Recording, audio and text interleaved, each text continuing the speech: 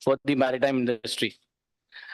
Firstly, as I greet everyone, I would like to acknowledge and thanks my very good friend, Captain Shaukat Mukherjee, who has organized FSM for the second time in Goa. And I think we need to give him a round of a big applause because this is one of its kind event that gets the industry together, where we talk about the future of maritime safety, and how are we going to move ahead with this industry as we have the vision and the mission for 2030, where the future of maritime industry goes. As I would like to address everyone out here this evening, to all the delegates of the industry, one thing what we see now is we are on the path of this 25 years journey towards India 100. And as we achieve the mission 2030 for the maritime segment, we also are heading towards the 2047 mission. And how is the maritime segment going to be placed along with India at 100? I think this is a huge target as well as an achievement that we all are going to walk through. And we are going to see how the industry is going to expand with artificial intelligence, with latest technologies coming and trying to sit over the existing style of management. Futuristic Skills Maritime, the next day, 2 days event, including today and tomorrow. I see there are going to be several panel discussions on various topics. And that is something very interesting. Where Goa is concerned, we look at Goa as a very touristic destination, and having the Arabian Sea and the rivers. And one of the best part of my constituency from where I come, that is Benaulim, is we have the Arabian Sea and the river Sal meet, and it is called as the Melao. So I think that is one place where it is a very unique spot, and we all need to go and visit there. Where maritime is concerned, Goa is wanting the industry to come down to Goa. In my last FSM, I had requested all of you all come to Goa, invest in Goa. And I think I'm glad to say that we had Captain Shukla, who was the first one to open up the BSM office in the last 1 year. And I think we need to give Captain Shukla a big hand. We have the BSM office down here in Goa. I like to thank also Mr. David Birwadkar from the Great Eastern Shipping.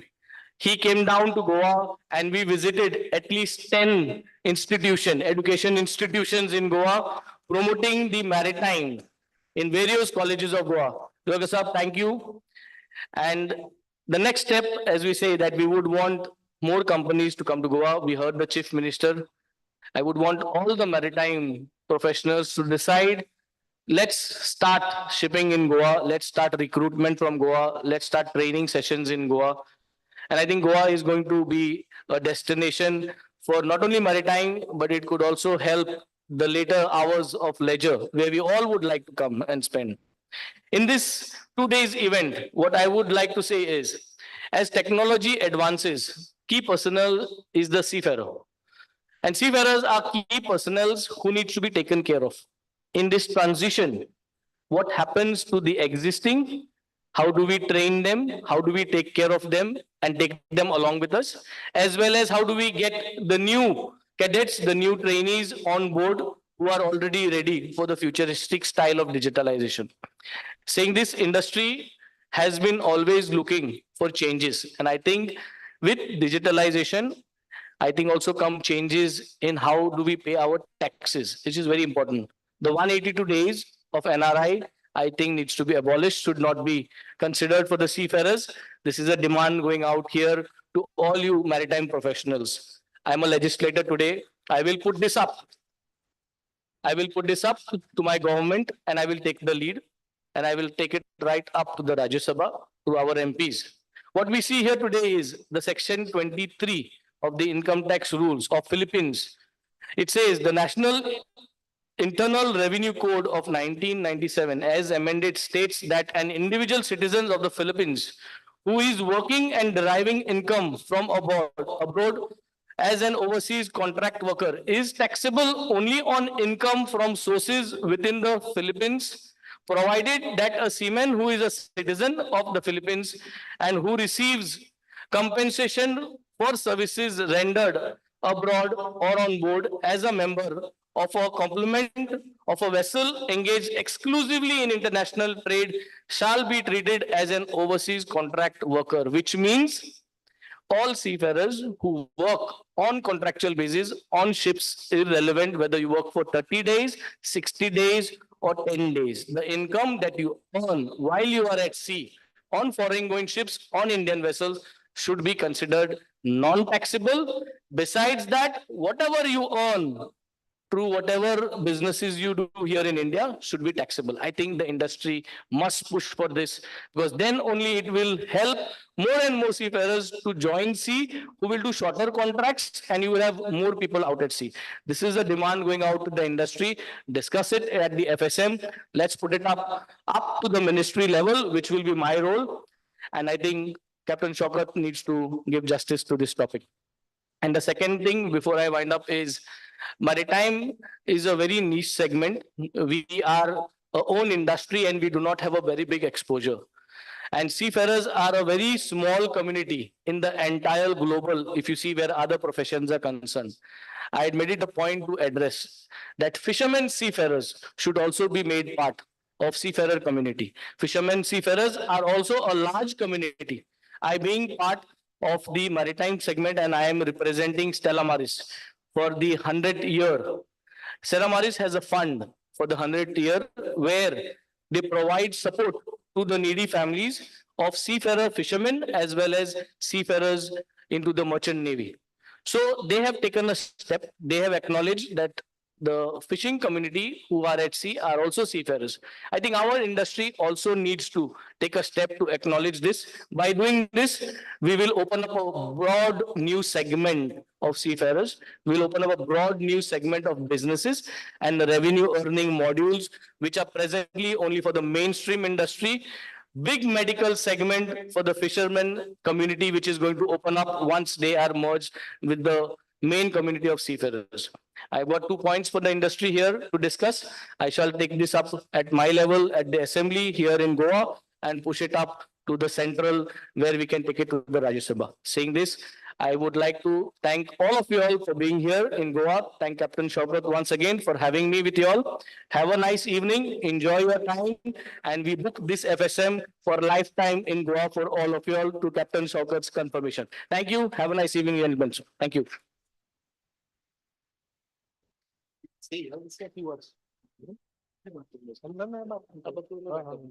Okay, so I would like to thank you so much. Yeah, please. Would like to throw some light on Captain Benzie's professional endearments in West Africa. And he has a very vivid and very successful business going on for service of life rafts and lifeboats. So this is for the industry, since the industry representations are all here. And if your ships are there in Nigeria, and if your ships are there in west coast of Africa, Angola, and this is the company, and it shows in Namibia. This is the company that supplies marine equipments and life raft servicing and lifeboats and complete safety providers for all the solutions. So this is what he has been doing, and it's I'm made to understand it's a decade, more than a decade long business. And it's very flourishing. He has lots and lots of clients, and ships go and take the services in the African zone. We're also very happy to get a small video from a Chinese company. Can we have that video, please? And he talks about the FSM, and he talks about the service of life rafts. Hello, everyone. Good evening.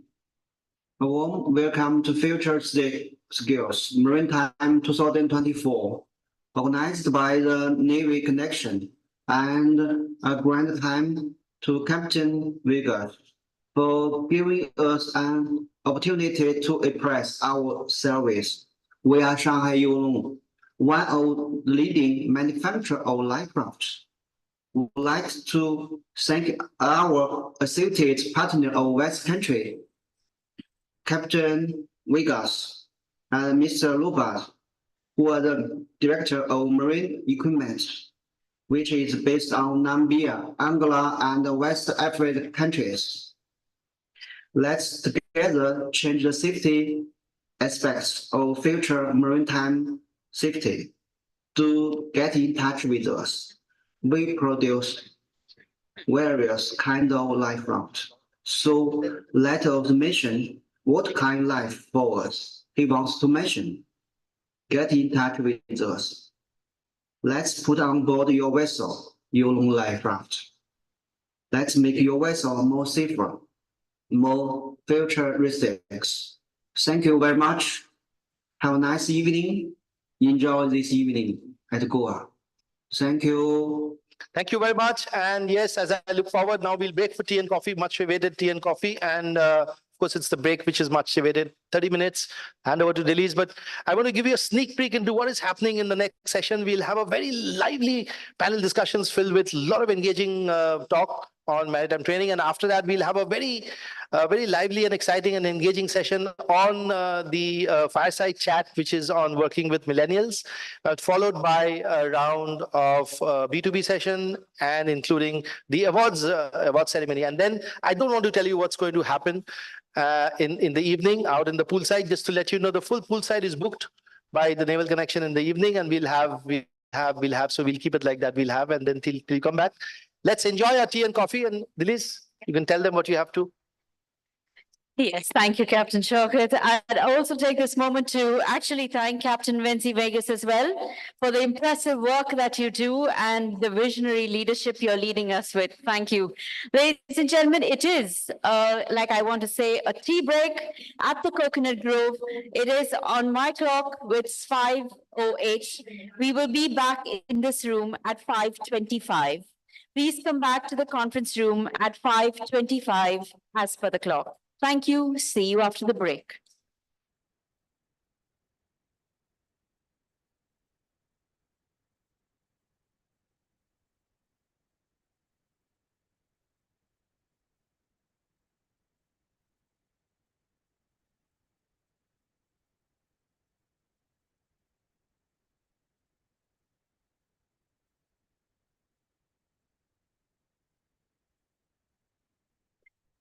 Ladies and gentlemen, a repeat announcement. Tea and coffee will be served as the Coconut Grove, just to your left as you descend the steps, the restaurant right overlooking the beach.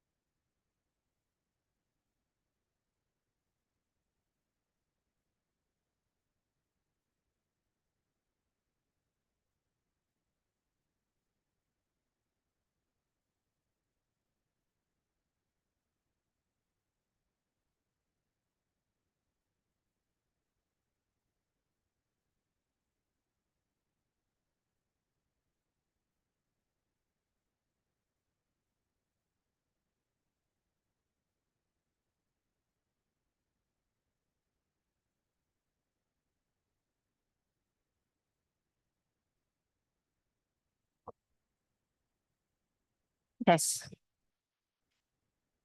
Ladies and gentlemen, it's time to regroup back into the conference room for a very exciting second half of this entire event right now for today. We'll give you all about a minute to settle down. So if my voice is resounding outside, to all those at Coconut Grove, can you please join us at the conference room for a very exciting second half? We will begin about a minute.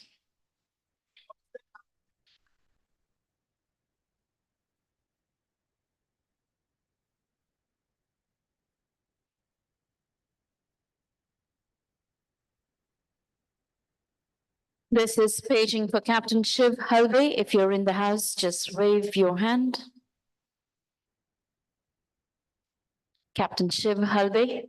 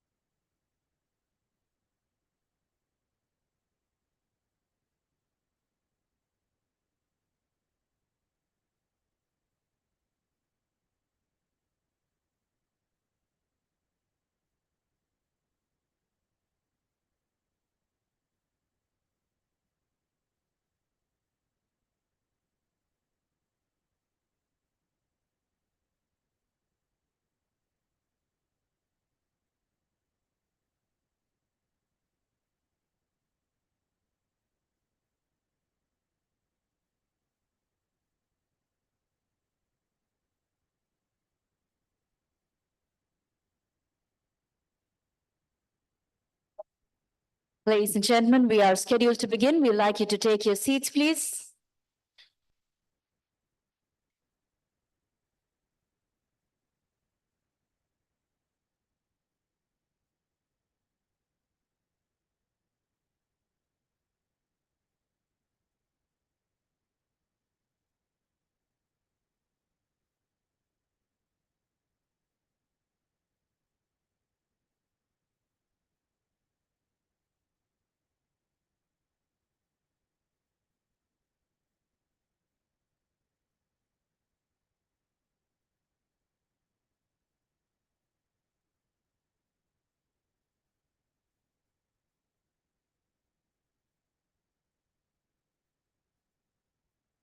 Please take your seats. I think those of you who have just joined us, kindly request all of you to take your seats before we begin. We do have coming up now a very, dynamic and an interrogative discussion. So let's look at it. Before we proceed, ladies and gentlemen, welcome back from Coconut Grove. I hope the tea and coffee has re-energized you for the next couple of hours with us. Before we delve into the Goan spirit, so to speak, at the end of this session with us. I'm still seeing some vacant seats. Calling to attention, Captain Shaukat. Coffee has re-energized you for the next couple of hours with us. Okay. Before we begin, we do have a little clipping, a video that we would like to show you. And this is, of course, based on Manet. So let's take a look and turn your attention towards the screen. Welcome to MIT Art, Design and Technology. That is MIT ADT University at Rajbagh, Pune. Entering a new world of knowledge and progress under the exceptional leadership and tutelage of Honorable Father and Founder, Dr. Vishwanath B. Karad, the President of MIT Art, Design and Technology University. The university continues to grow by leaps and bounds. Honorable Dr. Mangesh T. Karad, as the Executive President and Vice Chancellor of the MIT ADTU, strives to bring education excellence closer to one and all.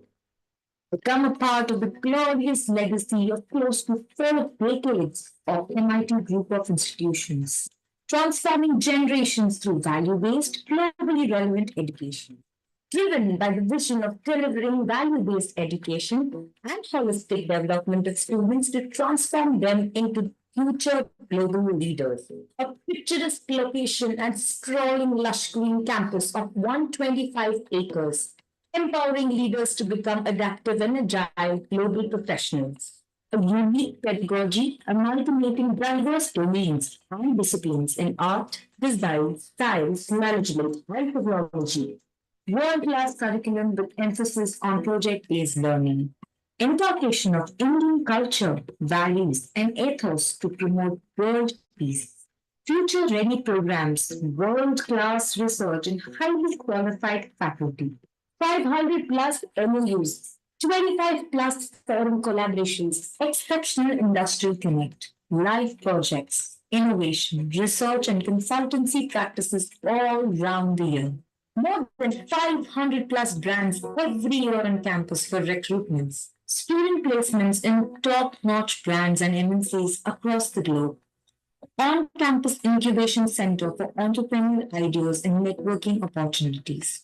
5,000 plus students, faculty, and support staff on campus. World-class amenities and facilities for students and faculty within campus premises.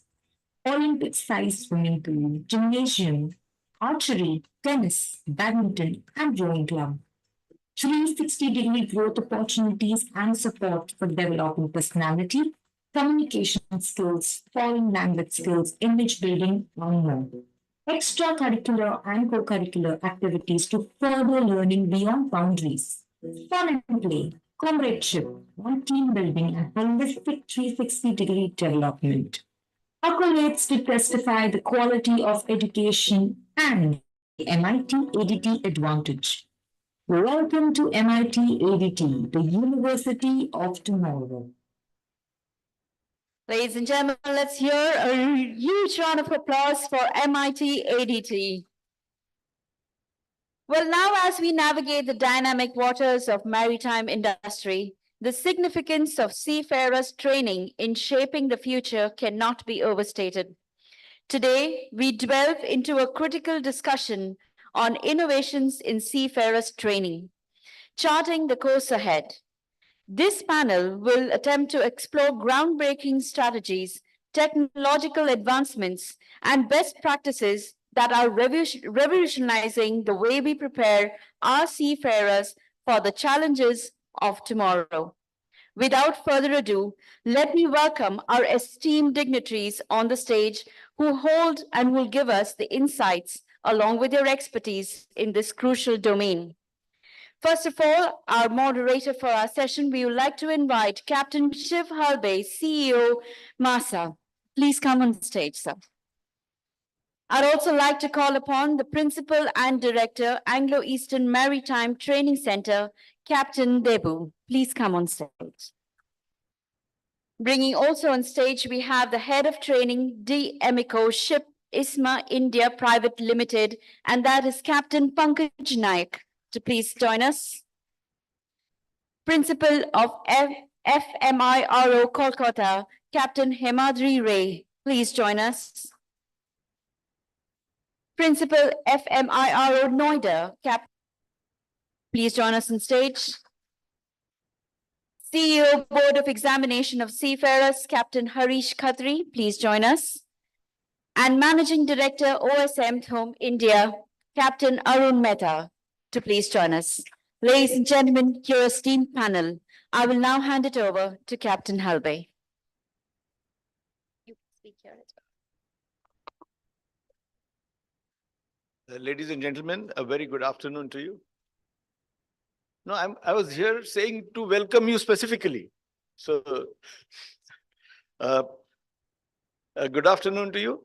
I think this is the first session per se that we are having of FSM. And I request that our esteemed panelists will set the tone of what's going to follow for later this afternoon, as well as can you hear me? I think so, because I can hear myself. So we are having a round of musical chairs. I have no idea why. Okay, innovation. Yeah. As long as you don't turn around, it's okay with me. As long as you don't turn around the chair, it's fine. It looks fine. Okay, I think the jigsaw has finally been solved. So I have no, it's okay. So I think better on my feet. So the topic today is no, I don't want this. But the topic today is the problem with technology is that everybody needs to be on the same level when you use that technology, and maybe innovation comes there as to how you will use the technology. The subject is, of course, a very necessary one. It's a very necessary topic because we are having a lot of technological advancements in the maritime industry, and my maritime industry all over the globe, everywhere else. 5 years back, if somebody had told me that we will be using GPay and UPI, I wouldn't have believed him. But today we do. Even ordinary coconut seller uses such facilities, which is a technology. But I want to wind the clock back a little bit because I see most of the people on the stage have, their pate has turned, quite a few of them has actually turned into a landing strip. So it signifies their experience, if I may say. What I think about innovation, just this morning when I was coming to the airport, there was this guy who rides a bicycle and he sharpens knives. And he does a wonderful job. He just puts the bike on the stand and then he turns the pedal and he sharpens the knife. That's innovation. I mean, the purpose of the bike is to take you from one place to another. But same way, I saw a motorcycle fellow. He had having ganna. Not today, I saw him earlier. And sugarcane. He puts the motorcycle on a stand, kicks it, and there, lo and behold, you get a sugarcane crusher out of the motorcycle, which is, I think, wonderful. So with this esteemed panel that we have here today and the technological advancements that we are having, I will have some questions. But before that, I think each of you deserve and must get a couple of minutes to express yourselves because your domain expertise is quite different. And Captain Khatri, I'm not singling you out, but you have been an examiner. So we would like to hear you also. So whenever you are ready, the mics are available, I think. Yeah. So you can start from the port side. Yes, Captain Mehta.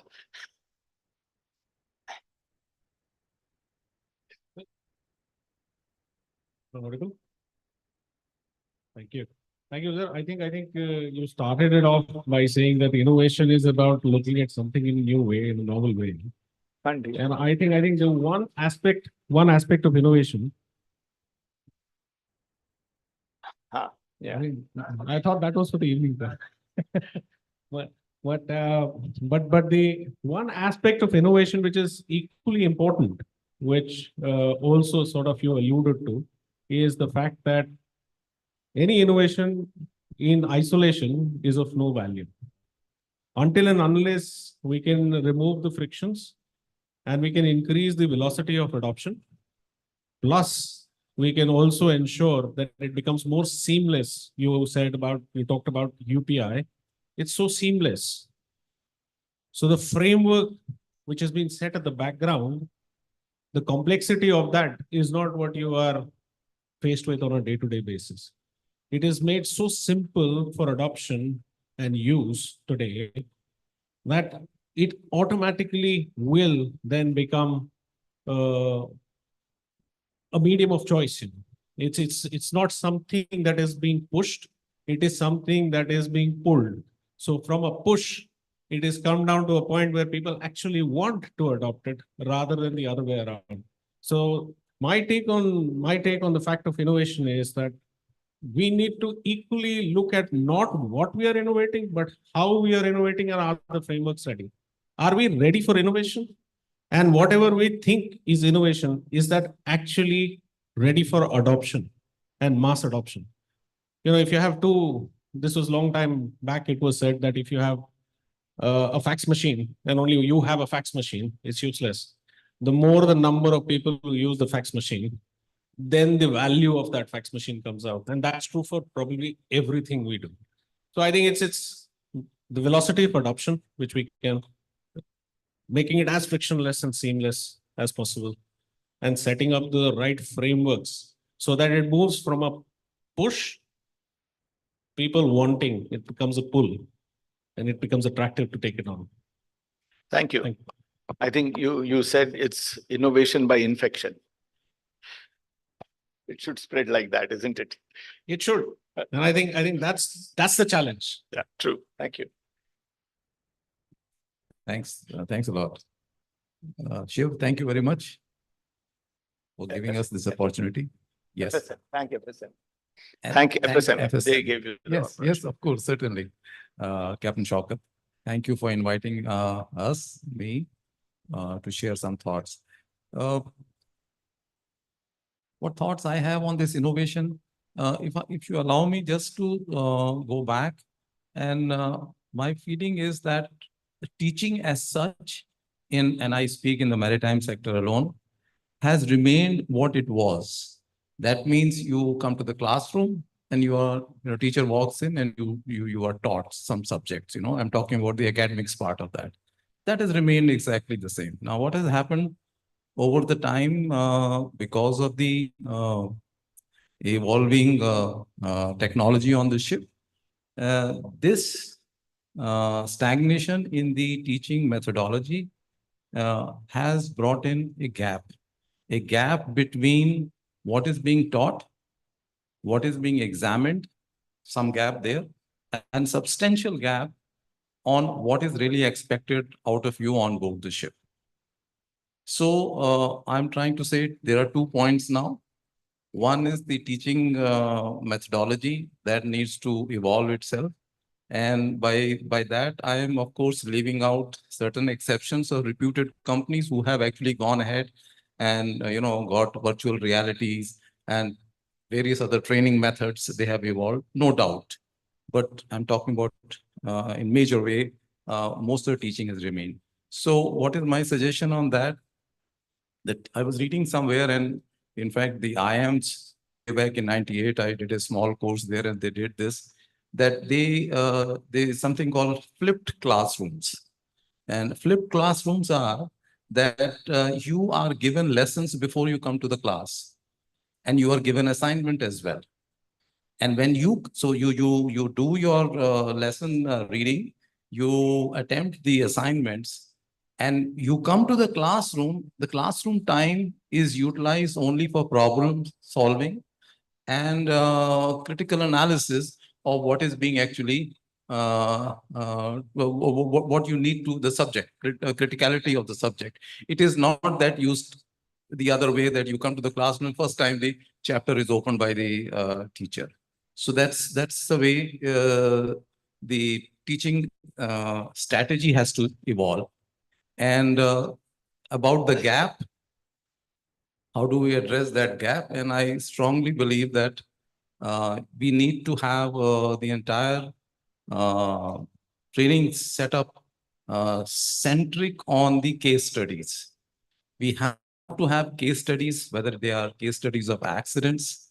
And I know for maritime accidents, there are a whole lot of work done in the Directorate General of Shipping. They are available. Or need not be only accidents. I mean, if something has to be taught about the launching of a ship, for example, then there are case studies for that. You develop case studies for that, and share those aspects of it. And when a case study is taught and understood in the classroom, it actually blows into innumerable directions. And that is the beauty of a learning of a subject. These are the two things that I would like. Thank you. Thank you. So what you effectively said, that innovation need not only be technology, but the method also. It can be very much. Yeah. Thank you. Can we have Yeah, Captain Narang? good evening, everybody. Captain Narang, I'm not stopping you, but I'm just reminding the panelists. They have told me that at 18:25, they will switch off the power here. So I'll be very short. So, good evening, everybody, and thanks for inviting us over here. My question to the audience straight away, I can go there then. Is a great disruption needed, and why? Anybody? Is this great disruption or innovation needed, and why?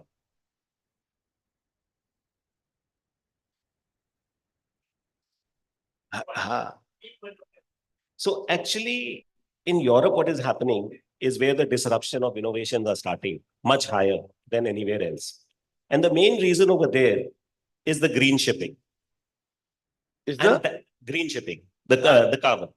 And that's where the challenge for upskilling the seafarer has come a lot.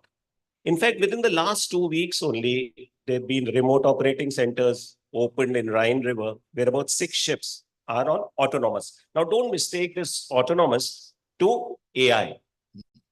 In fact, AI has been there with us since adaptive autopilot was taught in phase 2, which has been there in the syllabus for, I guess, when we were doing that time also. So adaptive autopilot is exactly an example of artificial intelligence, where you have put sensors and the sensors fine tune. What they have introduced new is the machine learning, where the sensor now fine tunes you and gives you a better result. But our companies, the stakeholders, allowing the seafarer to do this? Majority of the new guys I interact with in my college, they say, sir, we have it, but we are not allowed to use it. Very few come. Why? I ask them why. So neither the stakeholder has got confidence that the user can use it, and nor user has taken any interest in using it. How to avoid such a situation? And there'll be so many examples pertaining to this. How can we allow collaborative maker and student learning through the modules, through AI? And I would like to show here a 1-minute clipping, if you don't mind, which is on there, or later you want. let us hear that, and then we will. I'll pass it on to you. Thank you. Good evening, everybody. I would like to, bring us down to reality.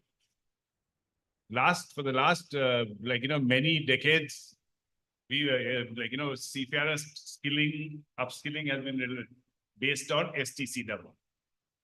STCW took 20 years, or rather it's going to take 20 years for 2010, the next version to come. It's expected around 2030. Around 2030, we are going to see a revolutionary change in technology. And mature technologies, not immature technologies, which we see now. Now it's only research, development, all that is going on. We are going to see a massive revolutionary gap between what STCW can deliver and what the industry requires. At the same time, 2030, UNCTAD says there are going to be 800,000 seafarers. Traditional seafarers who are presently at sea, seafarers who are training to be at sea, who will need to be upskilled and reskilled. Reskilled and upskilling, reskilling is what? Most of that upskilling, reskilling will be based on ICT. I would like to ask, the boys and girls who are going through training now, are they being trained in ICT? I don't know. I don't think so. They should. Because if they aren't, forget about the existing seafarers who don't have this academic base. It's going to take finding means of reskilling and upskilling them is going to be extremely challenging. And so that's why, I saw that ocean technologies and autonomous learning. I had never heard of autonomous learning before, but it appeared to be pretty interesting.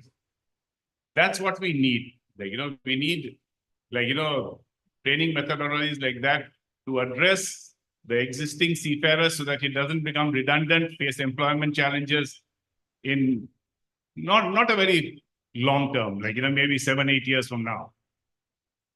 Because STCW in its present format cannot handle the training needs of what emerging technology needs.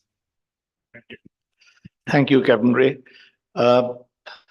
What you said is absolutely true. About 20 years back, I was involved in a small manner in a project called Autonomous Shipping Professional. Okay. It never saw the light of the day because it was way, way too early because STCW 2010 wasn't there. We were still struggling with 95, barely at the time, because 2003, year 2000, STCW 95 was implemented. I think, am I right? Yeah, 2095 came into being. 78, which came into effect in 84. 95, but it came into effect in 2010. 2000. Oh, 2001. Okay. Captain Kersey, please. So it's my honor to be present at the FSM, and I thank Shaukat Mukherjee for inviting me to be here and on this panel also. So future skills maritime. What do we understand by that? In fact, I would like to ask the cadets who are sitting here whether the new technologies, as they said, disruptive technologies which are coming in, are they frightening you or are you happy to embrace them? Talk about autonomous ships. Do they frighten you that maybe nobody will be there on board a ship? What do you feel? What do you feel? Are you frightened? Not frightened. Excellent. In fact, you are at the right cusp of this technology change. And in fact, at this time, maybe your growth to the new level will be much faster and the curve much steeper. Because yes, not only let the autonomous ships come in, doesn't matter. But by the time you will be well trained on the ships to be able to transfer ashore and be able to then operate remotely those same ships, So I think the disruptive technology which is coming in, which will talk about the future skills. So the future skills, I also must thank Masa for allowing me to be present at IMO for the STCW meetings that are held, HTW meetings. And now the STCW is undergoing a comprehensive review and comprehensive revision, which happens every 15 years. No, last one was in 2010, amendments which came out. And the discussion now that goes on is that the next 2 years, we will be actually working for finding out what are the review points, what needs correction, what is the pathway, what is the road ahead that we need to follow. And the following 2 years will be kept for actually writing down the revisions. And maybe, as rightly mentioned by somebody, between 2028 and 2030, the new conference and the new amendments will be adopted. So what do we want from this STCW? Currently what we see is that it is only, let's say, underpinning knowledge, a bottom platform that is formed. But all other technology changes have to be individually taken care of by the individual companies through value-added training. And that's what is going on currently also. And that will go on also in the future because STCW cannot keep pace with the technology change. Not 20 years is too long a time. Things are moving so much faster in that. So we see such a big jump required. You know, you talk about decarbonization, you talk about, wind assisted vessels which are sailing, you talk about automation control systems, using SCADA systems, etc. for engineers. So many different areas which need to be adopted and trained on, So what I feel is, I think Ocean Technologies person mentioned very nicely the term autonomous learning. We need to see that education and training may be taken care of by STCW as the base underpinning generic knowledge. After that, we should development. I think that's the term we must use, L&D, which will be more personalized to individual seafarer as to what is their need, what is their niche area they want to cater to. If they are going on, let's say, I would just take an example of a ship flying in the Arctic today, an LNG carrier, which loads in the Arctic. What is the technology change in that? What do you need to learn? Firstly, you need to have the navigation skills, normal navigation skills. That's fine.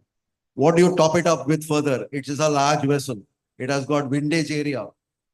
That needs to be taken care of. Third part, it is going into ice regions, Arctic areas. You have to train him on the ice part. Fourth part, they are having azipod thruster propulsion systems. How do you navigate with that? So you can see STCW will give you a base. After that, all these are additional top-ups, which I feel a more credit-based modular system of learning needs to be developed. And that will take care of, I think, the future skills. More personalized learning, which will be the responsibility of the individual to take care of, so that he's ready to join that particular company when the type of ship when the company calls for. Thank you. Thank you, Captain Debu. Captain Nayak, a ship owner's perspective. Yes. First of all, thank you, Shaukat, for giving me this opportunity and allow me to present the owner in terms of what is required to upskills the existing plus the new generation that requires to be met. And I totally agree with what Captain Debu said.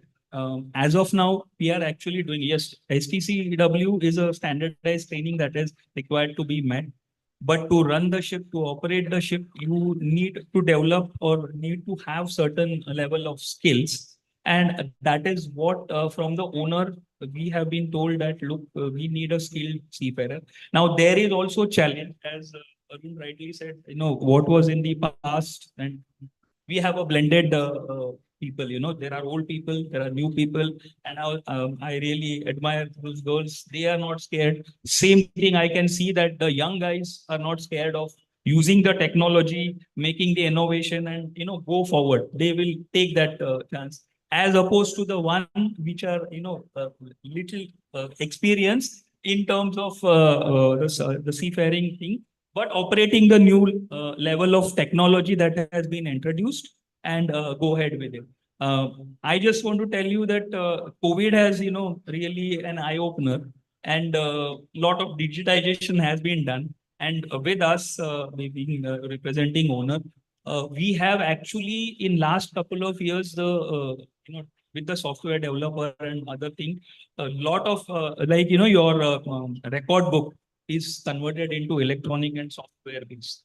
And the intention is that, manually you can do the mistakes, but they are doing, using the software is going to literally alert you that if you are doing anything wrong, it is not going to accept. So probably, you make the correct entry, avoid those human errors. So from the owner's perspective, as I say, that individually, yes, need to put in efforts. And of course, owner being, providing that platform, ensure that this skills has been met.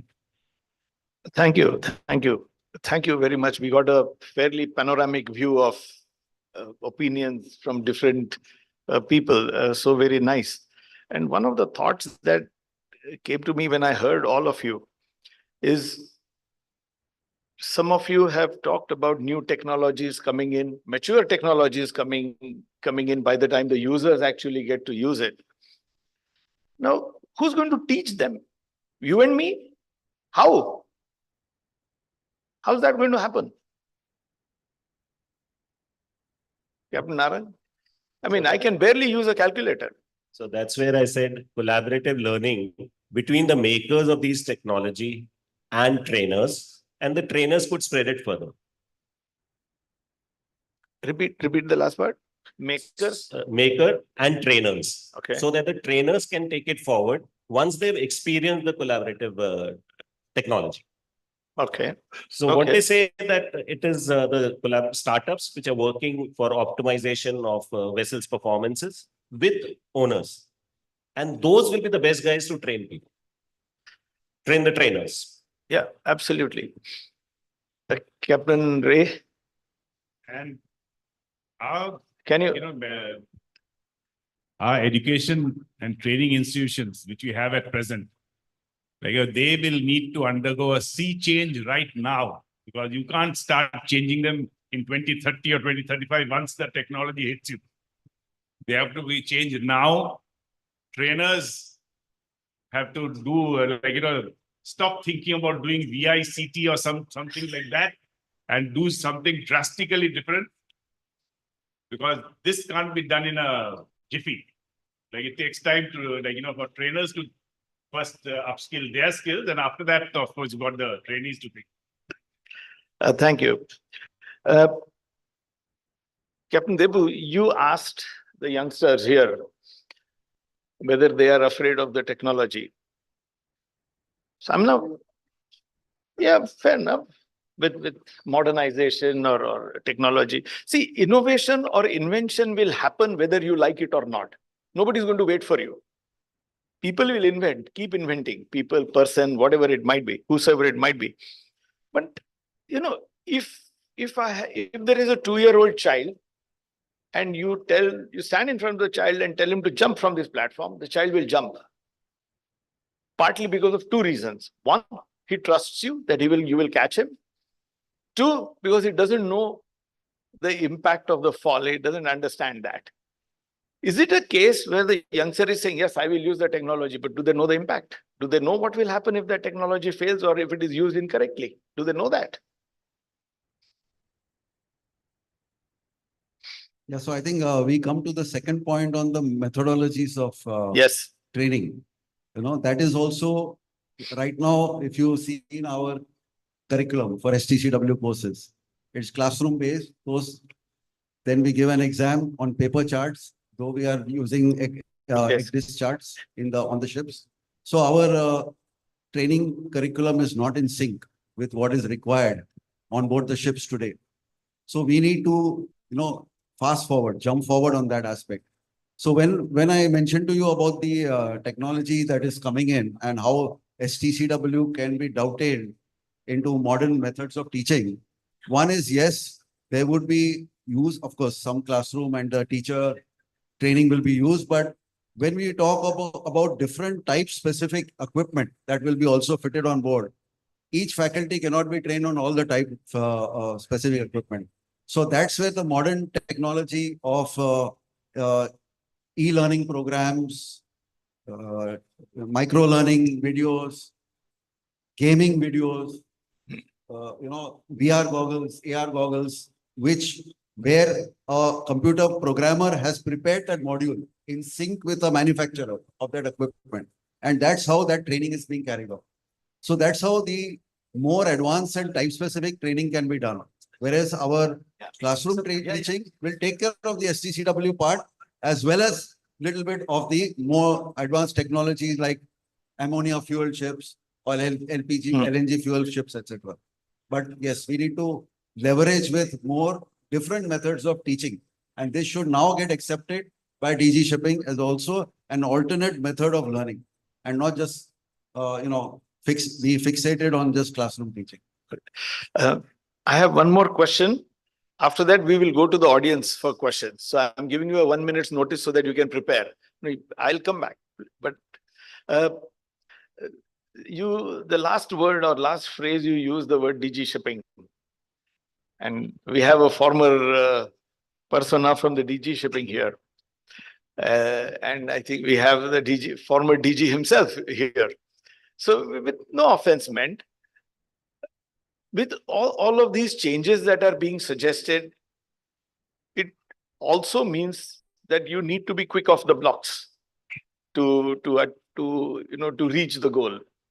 How quick can the administration be or is to meet or to achieve the results that are expected from the panel here or some of the panelists?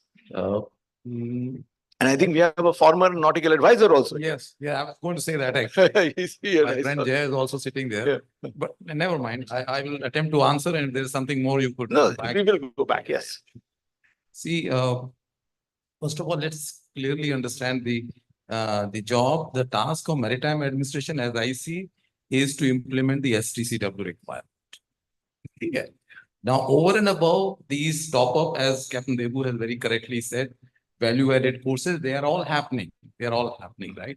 Now, at the same time, there is a responsibility to see that when the revision of STCW is being talked about, we have a very clear and positive role to play in that aspect, right? And for that, that's exactly what he's talking about. That how quickly it will evolve is actually, if we are taking lead role in STCW meetings, which we are, right?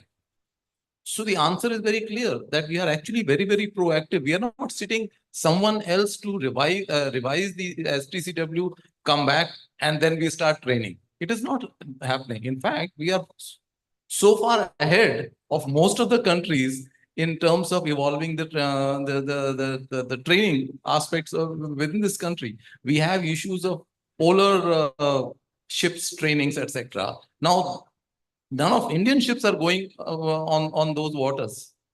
But the aspect about even the development of that polar code has all been done by the Indians. I mean, Captain Debu has taken some lead in that and worked through that. Absolutely. So that, that just Absolutely, answers yeah. that aspect of it. Yeah. Thank you. Thank you. And what you mentioned about the polar code, no question. I mean, no wonder Captain Debu is such a chilled out person. Yes, Captain Tandon, you had raised your hand. Yes, first of all, I think very, very insightful inputs by all the panelists. I think what I gathered was that we are all agreed that autonomous learning and putting the manufacturer who is making the new equipment to get directly connected to the learner so that he can learn the thing directly as it is intended to be run and take out the middlemen, as the case may be. Now, by middlemen, I mean the trainers, unless they are experts trained by the manufacturers themselves, for which also there were some reservations because there's so many type-specific things. So how much will the trainer learn? My question is to the Maritime Administration's representative there, Captain Khatri. How do you see your role evolving in ensuring that the seafarer, because you are going to still be certifying him for driving a ship safely from point A to point B.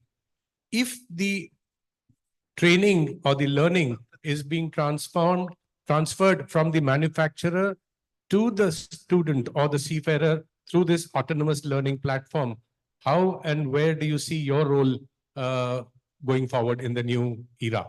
Thank you. Rajesh, thanks. I have also, as everyone knows, retired, so I don't represent Maritime Administration, but since I'm here, I must answer the question. This is, if you just remember 10 years or 15 years back when ACDIS came, the same questions were asked. And I distinctly remember trying to answer the same questions, We went through the ACDIS aspect and we said, this is a new technology and the paper chart will now become useless. We are exactly at the same point today. Yeah, the technology is changing. That time, could we ever think that there will not be any paper chart on board the ship? No, I mean, I even now, if I have to go and command a ship, I am going to looking, where is my chart and where is my divider, right? How did we overcome that particular aspect? We overcame by getting involved, who are the makers? And the reputed companies, they made sure that they were in the forefront. Those who were in the forefront of installing those particular equipment on board the ship, their people were trained first. And then it went into a cyclic motion. That they came back, the courses were set up, whether it was a UK wala or Norwegian wala, all those Agdis makers. And then we learned and then we passed it on to the others. Exactly the same way it will happen, even now, that the reputed companies in this country will take lead and it will have a cascading effect. The administration as such will only play a facilitative role. This is my understanding how it works. True, true. Thank you. Just to add to what you said, we were the generation, we saw GMDSS come in and we saw the EGDIS come in, though I was not sailing then. When the GMDSS came in, one of the things I noticed when I came ashore, that my peer group had a lot of problems with GMDSS coming in because they lost the radio officer. We all had seen radio officers and the usefulness he had, or useful role he used to play on board. But when later I found that the cadets at that time, they never had seen a radio officer when GMDSS came in. So when they went on to become masters, they had no problems because they never knew what was it to have a spare person available to you on board. Before I go to the next question, we have that 1 minute clip. Yeah, another 3, 4 minutes. One clip I have to play, 1 minute. Please have your next question ready. We will have a 1 minute clip.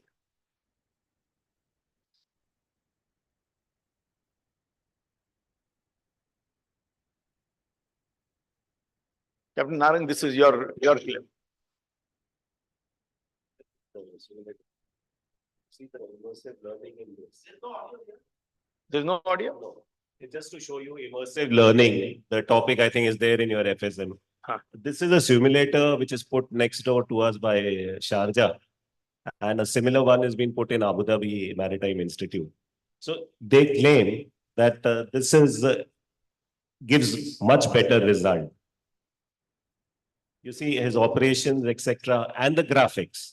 So graphic is not the only thing, but it immerses you in the surroundings.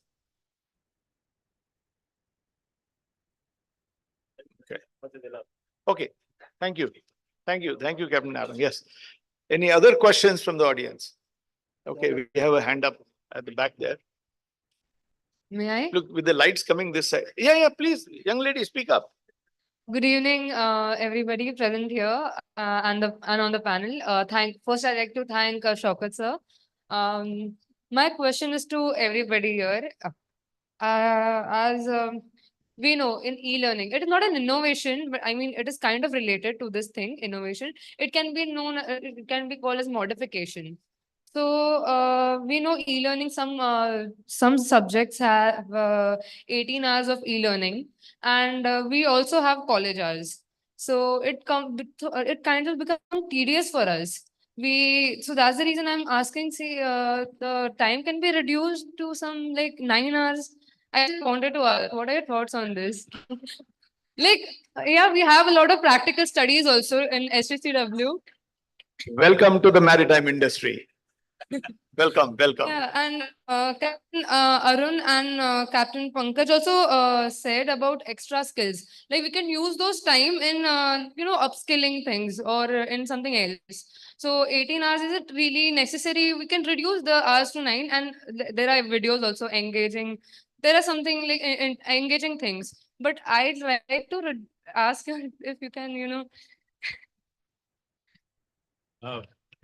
Yeah. I think what this question of yours, it's the same question which is asked by, present day sailing seafarers. Yeah.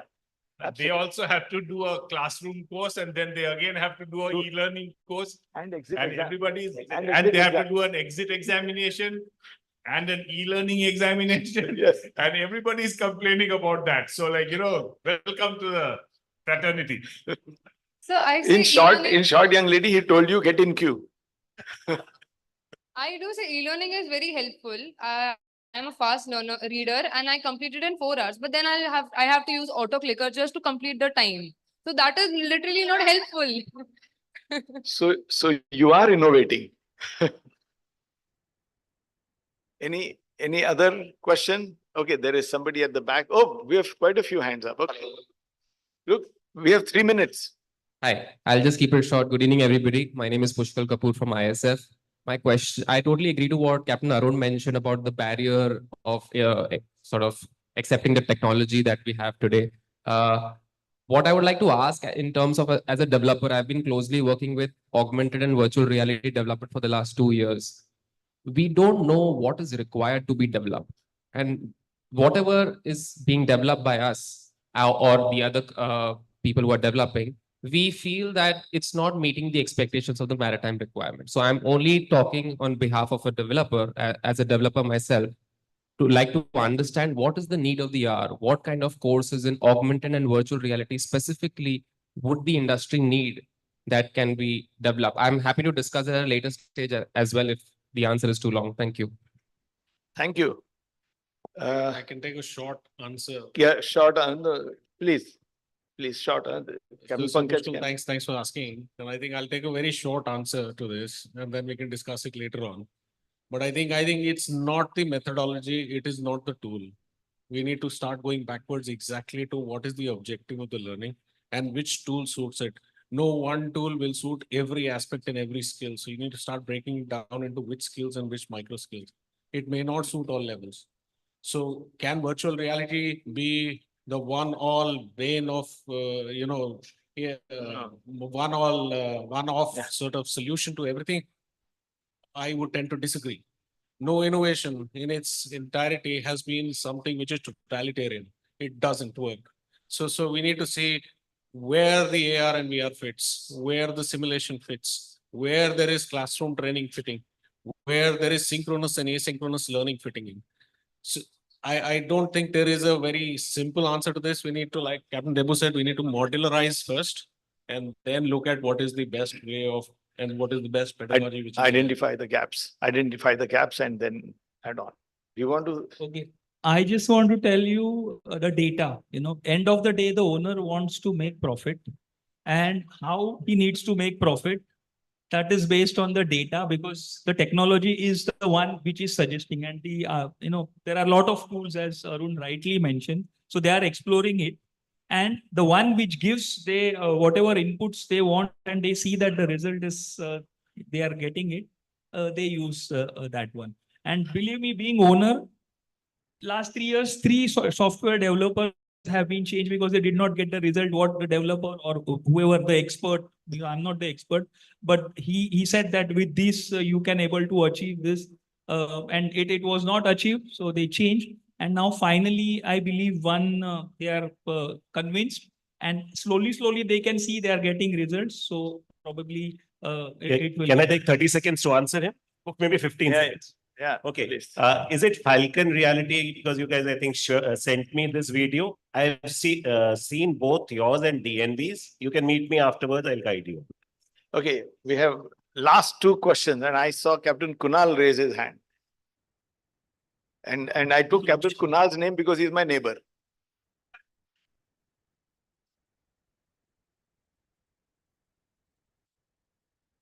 Yeah, please. Thanks a lot for all the insight. I have a concern here, Captain Khatri. I'll just like to take forward from what you said.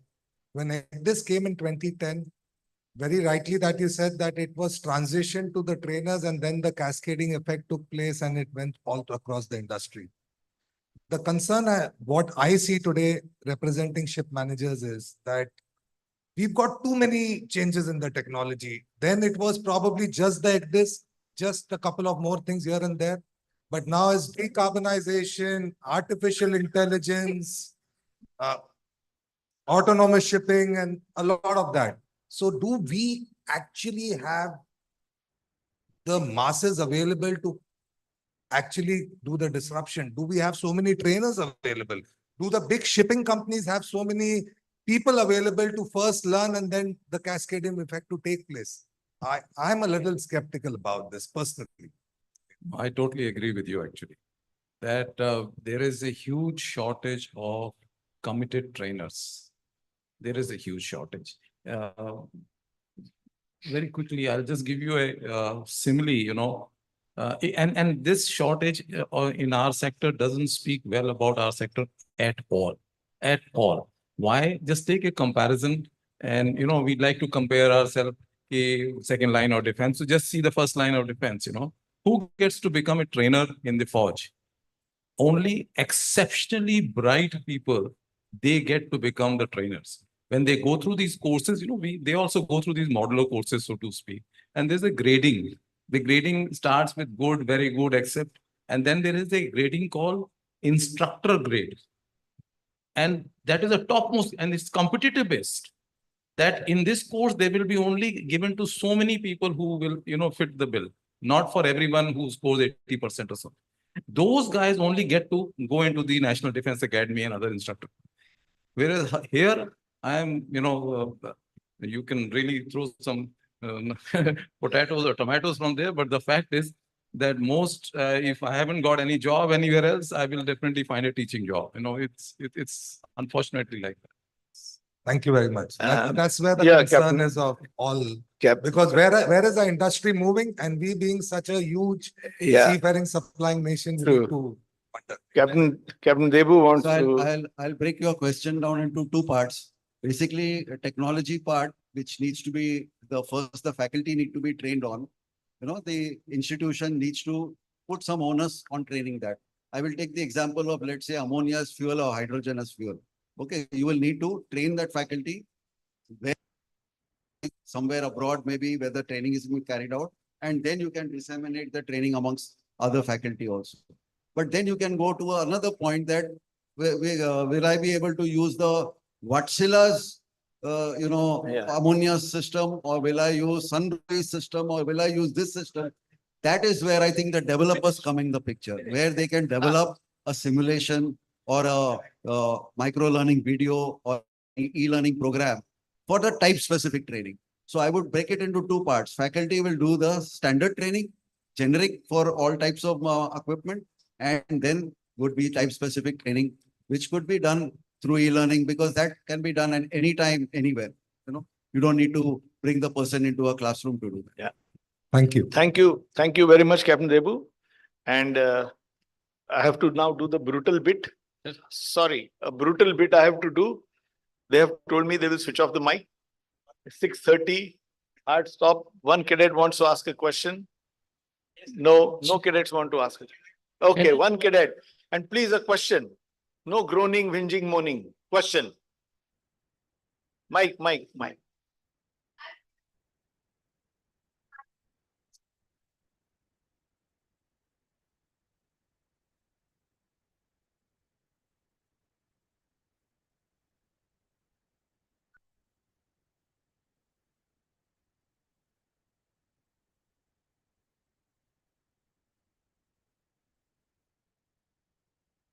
Okay, see, about the autonomous ships which you talk of, it has 4 stages actually.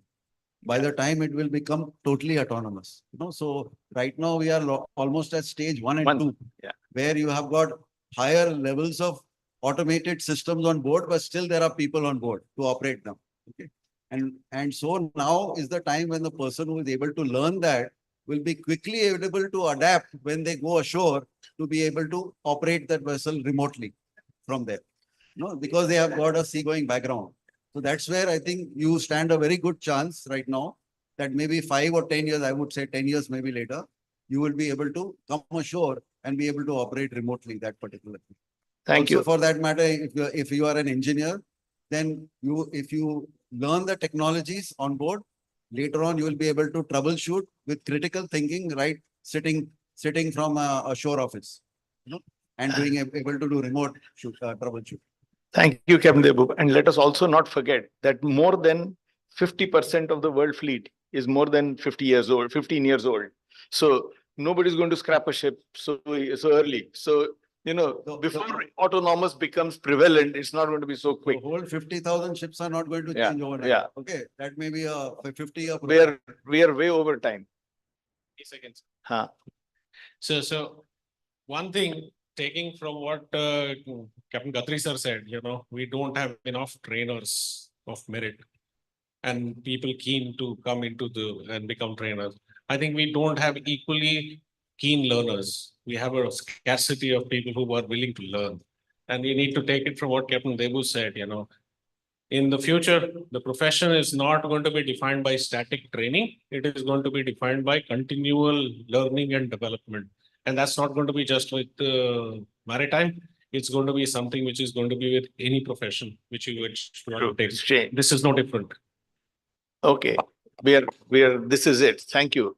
The organizer is screaming from here. So we have had a very fruitful discussion, and for the organizer, it's obvious that 45 minutes is not enough and we need 1.5 hours at least, but I'll spare that. But I'll spare that with one thought. In the 80s, till the 80s, we saw the traditional lifeboats, the lifeboat on each side, by gravity, you lower it. In the mid 80s, I, for the first time, saw a stern-launched lifeboat, and the ship had only one lifeboat, which was stern-launched, and it was a Norwegian ship. And it so happened that our ship was going to be taken over by a company which operated with Norwegian crew. So their chief officer was on board as a familiarization. And one evening I was talking to him. I said, impressive that on the Norwegian ship we saw this stern-launched lifeboat. Though I said, I've never seen it being launched. He looked at me very saintly and he said, yeah, true. We always do things differently. Our people, they will invent something, put something. And when they don't find monkeys, they put Norwegian seamen there. So with that, I will stop. Thank you very much. Thank you for that very, very impressive discussion that we had, and to the lovely audience and to all of you who asked questions. That was really, really interesting to learn a few things, really. Well, since we have all captains seated on the stage, I would like to call upon two chief engineers, actually, who are right here to felicitate, and of course, Captain Shaukat Mukherjee to the stage. I'd also like to call upon Mr. Vineet Gupta, MD Anglo-Eastern Ship Management, and David Birvatkar to the stage to felicitate our captains here today.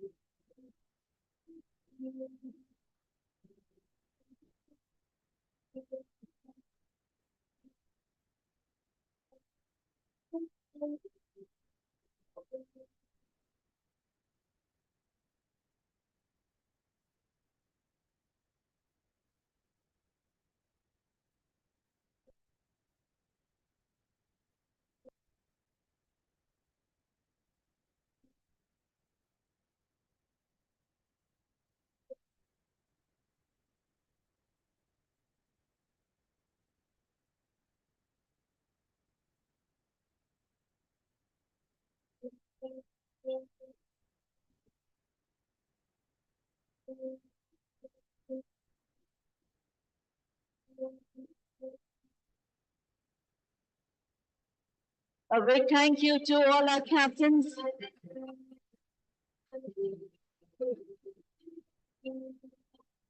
Thank you, ladies and gentlemen. The biggest challenge is to make them finish in time. Yeah, thank you. Right? because there are specific traits of people, who are actually very intensely educated. So what they do is you put a question to Captain Debu and he has his way, every question he'll block it down. So this question is 4 parts. Part number 1, part number 2, part number 3, and part number 4. And when Arun Mehta wants to speak something else and he says 20 seconds, and then I'm counting, it's already 1 minute. Okay, so ladies and gentlemen, put your hands together for our maritime industry rock star, Karan Kochhar, who is finally here. And Karan, welcome. And also we would like to welcome Mr. Rob Gale from IMEC, UK. Rob, ultimately your flight landed.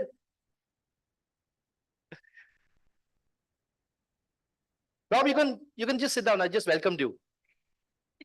You have your session, so I'll call you later. Thanks. So yeah, so Karan, yes. Karan, if you can come up, and we have 10 minutes. Karan, only 10 minutes. I'm on the clock for you. And we can request Karan to speak a few words. And then we have a very interesting session called the Fireside session, for which I'll ask you to stay back. So Karan, all yours. Good evening, ladies and gentlemen. It is, of course, an honor to be here amongst such respected my seniors from this industry. People I've learned a lot from and continue to learn today, who guide me and support me in everything that I do. So a big thank you to you. It's also great to see some of the future of our industry, some cadets sitting over here.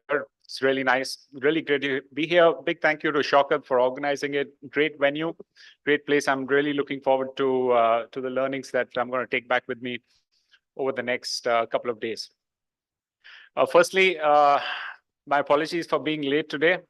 This morning I had my daughter's annual day function, and she was doing a play. It was called Mary Poppins, and she was playing Mary Poppins. So that was something that I couldn't miss for the world. And thanks, Shaukat, for accommodating and understanding. So I had that this morning, 11 to 12, and then I had a 2 o'clock flight, which was, of course, delayed. And but all's good. I'm here now. So I didn't prepare a speech, but I do like to take this opportunity to talk about a topic that I think many of you already know is very close to my heart, and that is around women empowerment, women development in our industry. But a little bit background into why or what started this passion in me. And this was about 5 years ago. And again, a personal story involving the same Mary Poppins. When my daughter was about 4 years old, as part of her school activities, they took her on board a cruise ship in the domestic cruise terminal over here. And one of the activities they were doing on board is to dress up in a costume. And all the girls in the class were given princess costumes, and all the boys were given captain's uniform. And my daughter refused to put on the princess costume, and she said that I want to be a captain like my father. And she created a fuss until they found her and they got her the captain's uniform. And that situation was resolved, but it did get me thinking that why is it that our culture is so tuned to just assuming that women should only do one particular role, or stereotyped as being princesses. Of course they can be captains, of course they can do any other things that all of us are doing. So that's got me started, and of course I've been supported by a wonderful organization, and it was not always that we were so aggressive, let's say, on Shaukat is indicating you can't hear me. It was not always that we are so aggressive on our culture transformation agenda. But in 2021, there was a case reported on board one of our US flag vessels that shook our organization to its core. It was a case of sexual assault. And all of us, myself included, could not believe that such an incident has happened on our vessel, on our watch. And that, and then we started looking into it, and we realized that this is not a small problem. This is really much, much, much bigger than what we had, thought, or we never even contemplated the magnitude of the issue. And that issue is, by definition, our industry, we all know it. It is made by men for all of time. That's how it is. And, with the representation in the room today, we know that that is where that is the issue. But that's not news to any of you. So we decided to embark on a cultural transformation journey. And I don't think it is because, the people in the industry are not doing the right thing. I think we all have good intentions, but we are conditioned in certain ways. And it's just hard to accept change and hard to drive change. So we looked at the problem. One problem was the culture. And the other side of it, how do you change a culture without having, more diverse, mix on board. So we, did a lot of studies, did a lot of research, and we realized that, it has to go hand in hand. It's sort of like learning a new language, right? If you sat here and you learned German for a year, you would never become fluent in it unless you go and live in Germany and speak the language. So it's similar with the culture as well. You can teach everyone gender sensitization and culture transformation courses and things like that. But unless you have the opportunity to practice that in your day-to-day, you're not going to see a real change. So one part was attracting more women into our industry, and the other part was changing the culture on board.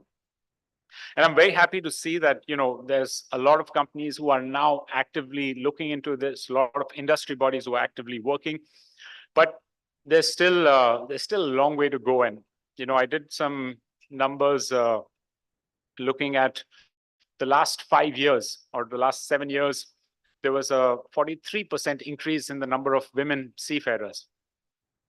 And, but that still equates to a 1.2% global workforce of women seafarers. And if you extrapolate that to reach 50% seafarers, which I don't think has to be a figure, but if to reach 50%, it's going to take us 300 years at the current rate that we're going. And if we even aim for 10% at the current rate that we're going, it's going to take us another 70 years.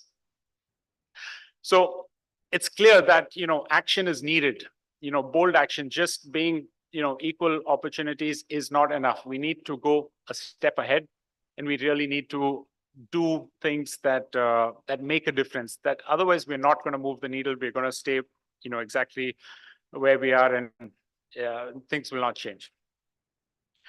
So coming on to the attraction part, the first thing is there is lack of awareness. The perception that our industry has, or people outside have, is that, this job is not suitable for women. My colleague Manan is here from our recruitment team, and he's been to many schools and colleges and ITI institutes to introduce this career to men and women there. And we've been to a lot of girls' schools as well. And what we realized that the students, the teachers, the principal, none of them were aware that such an opportunity even exists.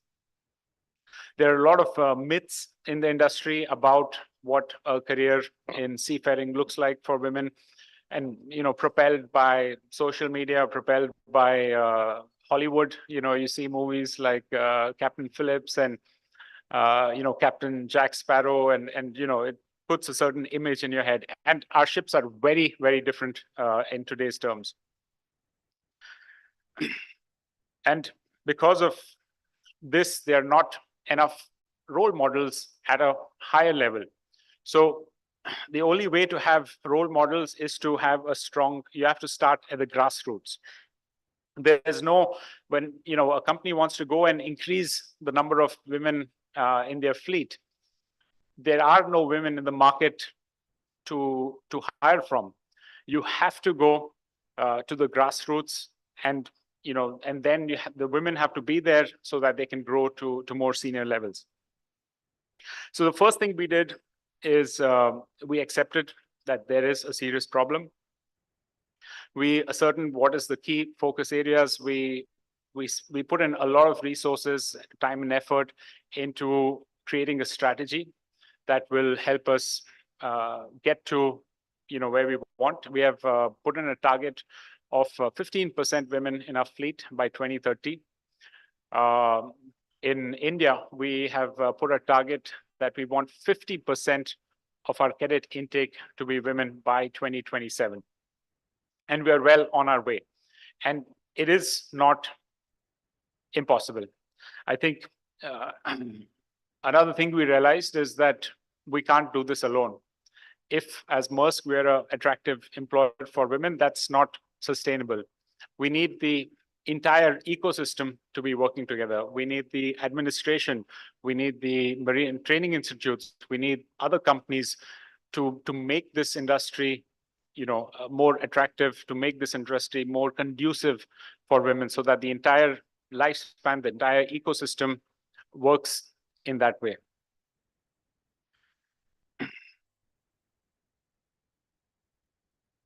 But we have seen a lot of good progress. We have seen good numbers coming in. We have, in our pool, we have reached a total of 500 women globally across the world.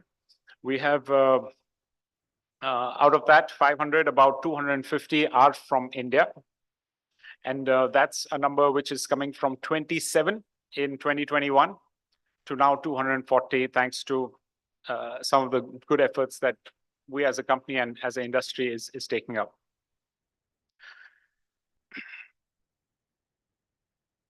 We've seen some great initiatives from the administration as well. We should mention the gender sensitization programs in pre-C institutes. We're also working on a gender sensitization for faculty in pre-C and post-C institutes.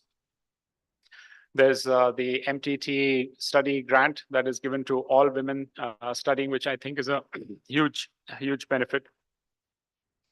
Last year, we also launched the first women rating program, where we, in collaboration with TS Rahman, where we got together, we managed to find 20 women ratings, and very happy to say that they have graduated from their course now. They have just finished their induction in the office last week, and they're going to start going on board very soon. Before that, we also had our first women rating who from OS, from a trainee OS, became a full OS. And, we have companies or other nationalities like Philippines where this is normal. They have a lot of women ratings coming in. So, what about the women from India? I'm pretty sure that they can do a damn good job on board our vessels. Lastly, I don't know how I'm doing on time, but I think the future for all of us is collaborative. We need to work together. We need to do more together. And I would, urge upon every one of you to see what you can do in your capacities, to see what we can do together. And, as an organization, we are always looking to develop this cause further in India. And I, invite all of you to, come and collaborate with us. Yeah, with that, I would like to thank you all again for giving me the stage, and I'm looking forward to the next 2 days. Thank you. Thank you, Captain, for that wonderful speech that you gave us. So thank you. I now invite Captain, if you could just stay here, Captain Shaukat Mukherjee, to please come on stage and felicitate Captain Karan Kochar. Captain, can you please join us on stage? Yes, of course. Yes, Captain. Just waiting for Captain Shaukat Mukherjee to come in. And when I invite Captain Rajesh Tandon to also join us on stage.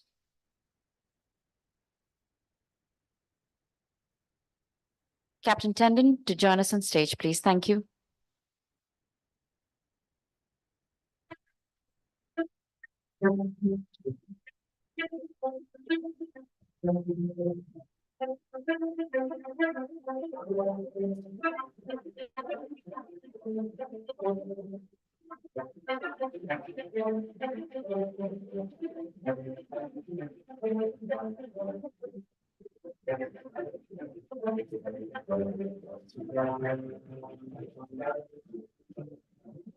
Thank you, Captain. Thank you, Captain Kochar. Thank you.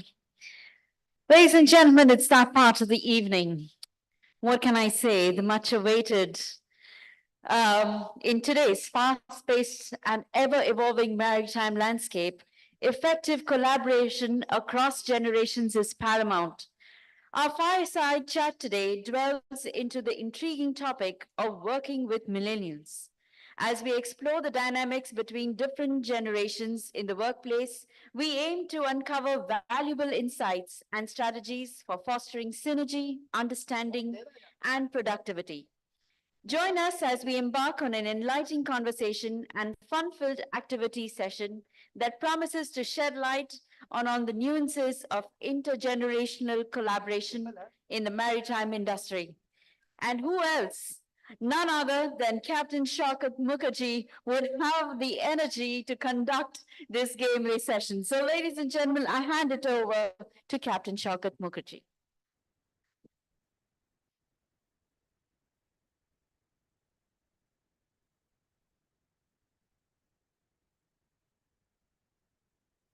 Hello. Yeah. So, ladies and gentlemen, this is the fun part. This is the exciting part. This is the engaging part. This is not rehearsed at all. And I want to play this game and play this session with the audience. Okay, so you are as much a part of this session as we are who's on stage, right? So the session is called Working with Millennials. Like as Delise rightly mentioned, in today's world, all our offices are filled with millennials. They have different value systems, different traits, different skill sets. And we want to highlight through experiential learning here what the gaps are and what is it. Like, so we will choose from the audience. The participants here are going to be chosen from the audience itself. So while I ask Captain Karan, please come up here. You were a part of this when we thought of this. And I also have one more, Debarati Bhatta. She's here. She's a fourth engineer. And she's also an IMEC representative. And I would like to use her presence here. Debarati, come here. So we have a particular setting on stage. You can't just stand wherever you want to. We will stand according to age groups. Okay, I am the youngest. So Karan, you have to wait here. And you are middle-aged. Okay. Debarati, I don't know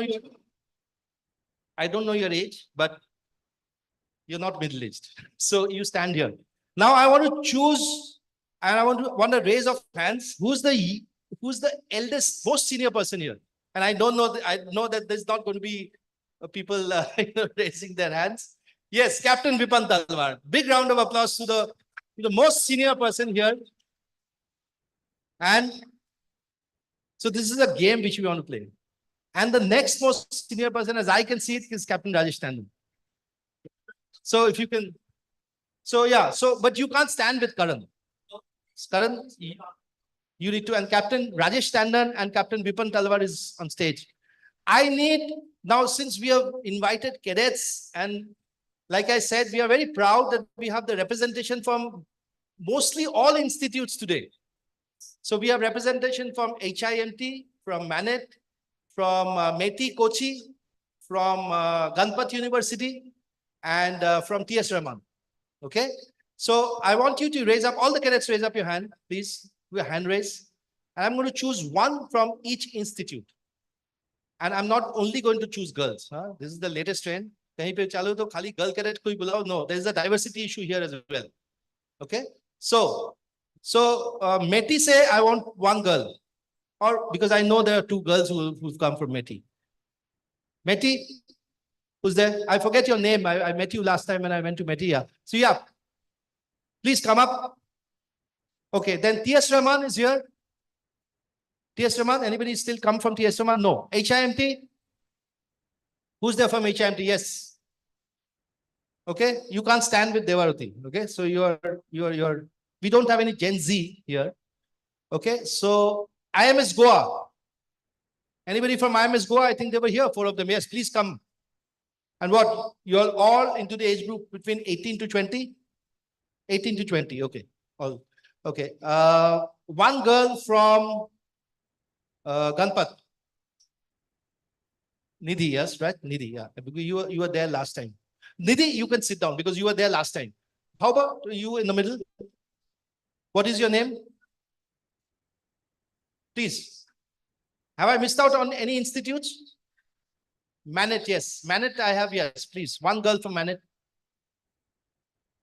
So big round of applause for the millennials, for the girls, for the boys, for the next generation seafarers who are going to drive our ships. And I want somebody who is going to accompany Karan. Because Karan is going to feel really left out. Okay, I want one supernumerary. One supernumerary. Shalini ma'am. I'm a big fan of Shalini ma'am. Shalini ma'am, one supernumerary. Yes. And I want one in the Karan's age group. Everybody is looking at each other. Karan ka age group kaun hai? Kaun sa hai? Okay. Yeah. Is Shweta there? I saw Shweta somewhere. Is Shweta there? No. Okay. Who am I calling? Anybody from Karan's age group, please? Huh? Karan's age, Karan is 22. Yeah, come, Devesh, come. Devesh, come. Aap bhi aa jao. Manan, come. And Devesh also come. Big round of applause. But पहले एक disclaimer है. मेरा पास इतना souvenir है नहीं stock में सबको देने वाला हम. ठीक है? So guys and girls, ladies and gentlemen, boys and girls, be prepared for an energizing session which is called Working with Millennials. Now, we have on one side the senior-most people of our industry. Big round of applause for the senior-most. We have the ladies also who see their, they have their own identities as well. I don't want to address them as, as a supernumerary. They have their own identities as well, but they are not from the industry as if they are not sailing or something like that. So we will pick your brains on how it looks. And then we have the people, the leaders who are there and who are driving the millennials ashore are also on board. We have Devaruti Bhatta also. She's a sailor. She's a working seafarer. And we have the millennials, right? So the game is very simple. And like I said, I want the audience also to play this game with us. The audience is a part of this game. So I have, and if you can just give some space so that I can. Okay, so addressing generation gaps helps in reducing burnouts. How many of you feel that addressing generation gaps helps in reducing burnouts? Addressing generation gaps helps in reducing burnouts. So it's different skill set, different people maybe doing the same thing in different ways. Okay, so now we start the activity now. Are you ready? Okay. The activity is that you will get questions on the screen.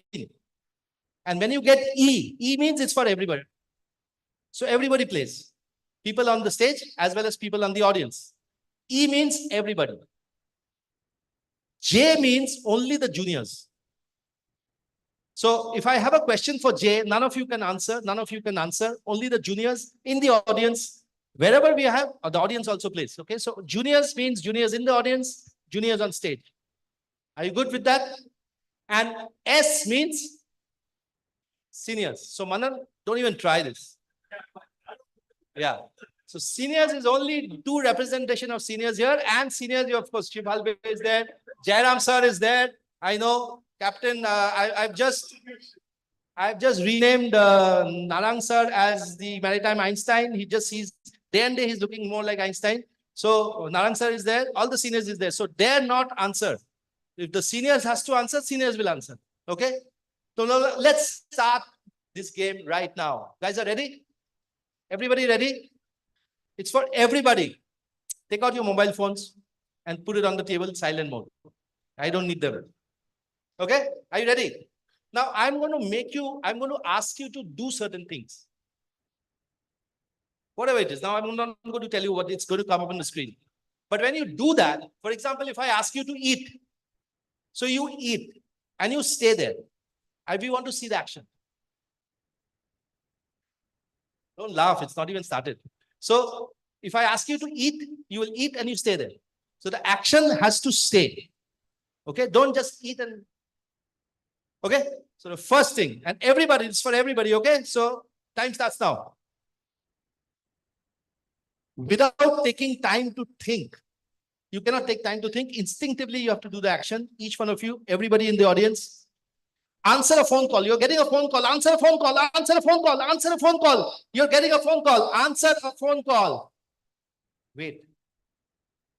I see Girish Munjal doing like this. So he's answering on mobile. Some of you are answering like this. How many of you are answering like this? And Mahapatra sir is aisa kiya hai. वो phone कान के घुस गया. How many of you have done like this? New generation, old generation? Wow. So there's no right or correct or wrong here, right? We are just trying to understand how we feel and react to situations. Yeah. You can take your hand now. Okay, next one. Next one. Take a picture. Come on, take a picture. Take a picture. Wait. Take a picture. See, dekho. Everybody is taking picture in their mobiles. Everyone is taking picture in the mobiles. Bichara cameraman, wo bhi mobile mein le raha hai. Yeah. See, and now Manan is doing like this. How many of you, and Captain Tandon, see the senior ones. How many of you have actually taking it in our age-old conventional camera? Kodak camera. Kodak cameras, Yashica. Okay? Now, you have your pen and the paper. I want you to write down the next one. Write down in a piece of paper. And you don't have this, so I should have told you. But anyway, let's play this with the audience. Write down on a piece of paper, how were you punished when you were in school and how were you punished by your parents? How were you punished when you were in school? Can we have one or two? Can I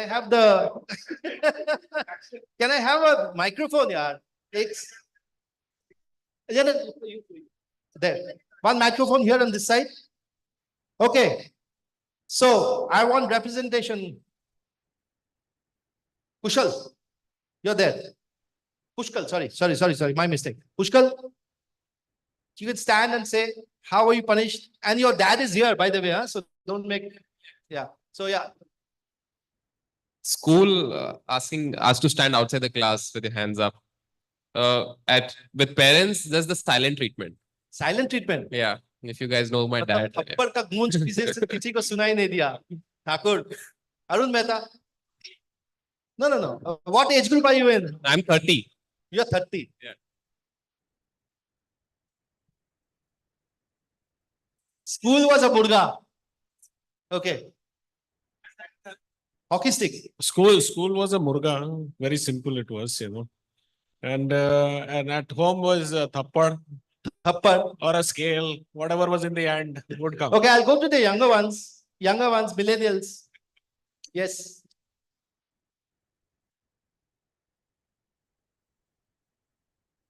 Chicken मतलब मुर्गा. तो मुर्गा को मुर्गा बोलो ना यार. Chicken मतलब नॉन वेजिटेरियन हो गया. तो पनिशमेंट में भी आप वेजिटेरियन नॉन वेजिटेरियन ला लो तो कैसे होगा?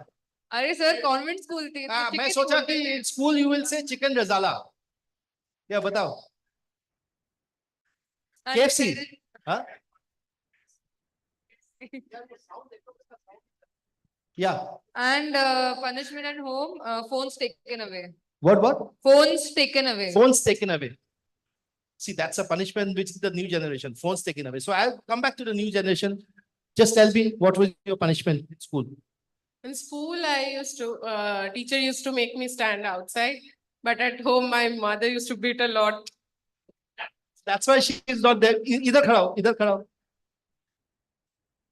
I don't know it's kind of punishment or not, but I was made used to, like I was sitting with girls. No. The punishment was the teacher made me sit with girls. The teacher made. Which school is that? Which school? Tell me. I want to go back to school, yeah. They made me sit with girls, and I don't know that's a kind of punishment or not. This is the punishment. They made him sit with girls. There are some people, matlab. Acha, you also. So you also were made to sit with girls. So the girls used to talk more than you, is it? Okay. Yeah, in school we had rounds and rollings. Rolls as a punishment. You have to roll in the ground. And in home, obviously, being I am the younger one, I had beatings. Yeah. I was made to stand outside the class. That's a punishment. And at home, I think mostly silent treatment. Silent. In school, same, stand outside the class. But at home, my mother used to play with me with the, IA games. She used to stare and I'm all good to go. Captain Tandon is playing the eye game with you. Like that. In school, they used to beat on our palm with cane, and home silent treatment and beatings both. And manage में क्या होता है? Some Caning होता है? we do frog jumps. Frog jumps. Okay, so next. You are not happy with your thumbnail. What do you do? This is for the senior, sir. You are not happy with your thumbnail. What do you do? खा जाओ. बोलता है खा जाऊंगा. Sir, thumbnail. कैंची, nail cutter, कुछ भी मिलेगा चलेगा. This is what we want to highlight. You're not happy with your thumbnail. बोलता है खा जाऊंगा. And एक बोलता है कैंची, nail cutter, कुछ भी मिलेगा. Let me ask the new generation. What do you do with if you're not happy with your thumbnail? Nail cutter. Nail cutter. बोलता है you use the nail cutter. Yeah, what does Nidhi say? Huh? Well, we'll change the thumbnail. सब झूठ बोल रहे हैं, सब झूठे हैं. बोलता है we'll change the thumbnail. सब सैलून जाते हैं. Nail art. Okay, next one. Write down 5 things without which you will not want to travel out of the house. Write down 5 things without which you don't want to travel out of the house. No. You write down your 5 things which you will not now. As you are now, right now. So we are going to go across the room and find out the 5 things which you want to not come out of the house with. Okay? And let's go on to the audience. Harish Khatri, sir. What, sir? Just say 1 or 2 things, that's all. Can we have? Yes.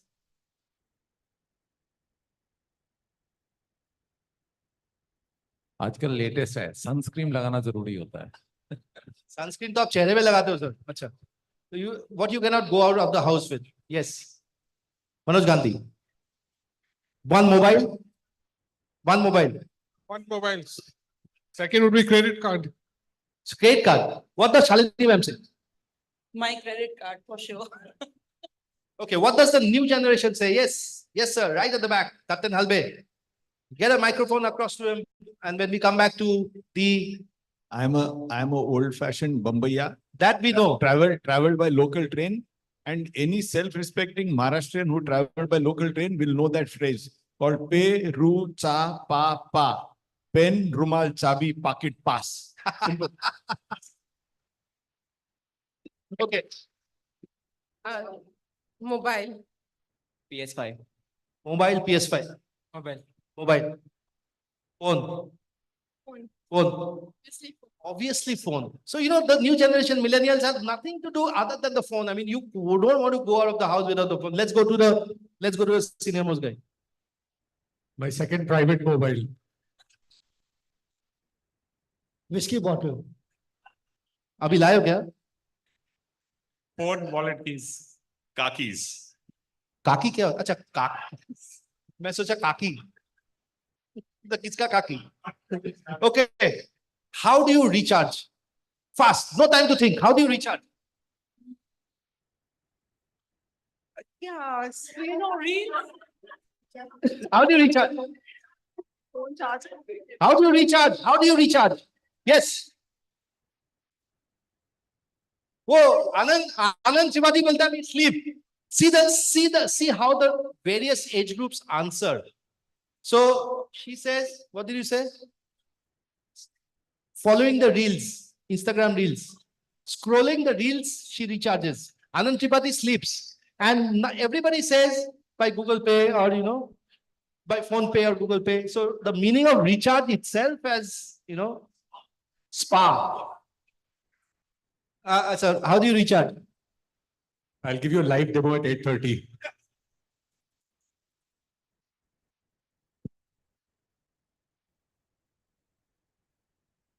Okay. You have to send an urgent message across to someone. How will you do it? Urgent message. आपको भेजना है किसी के पास. How will you do it? Deepak Shetty, sir. How will you do it?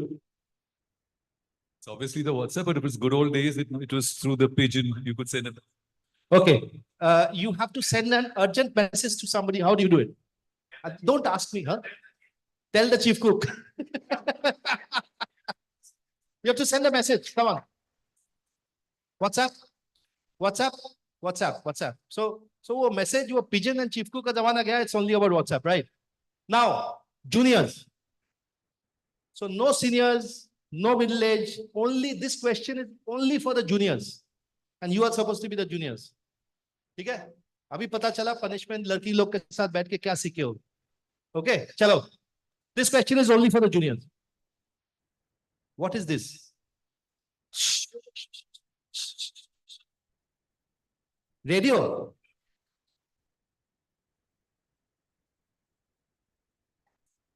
Hello. Cassette. Okay, but this is not my question.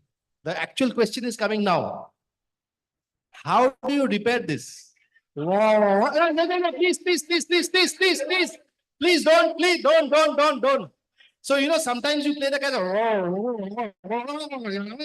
ऐसा होता है. So how do you repair this?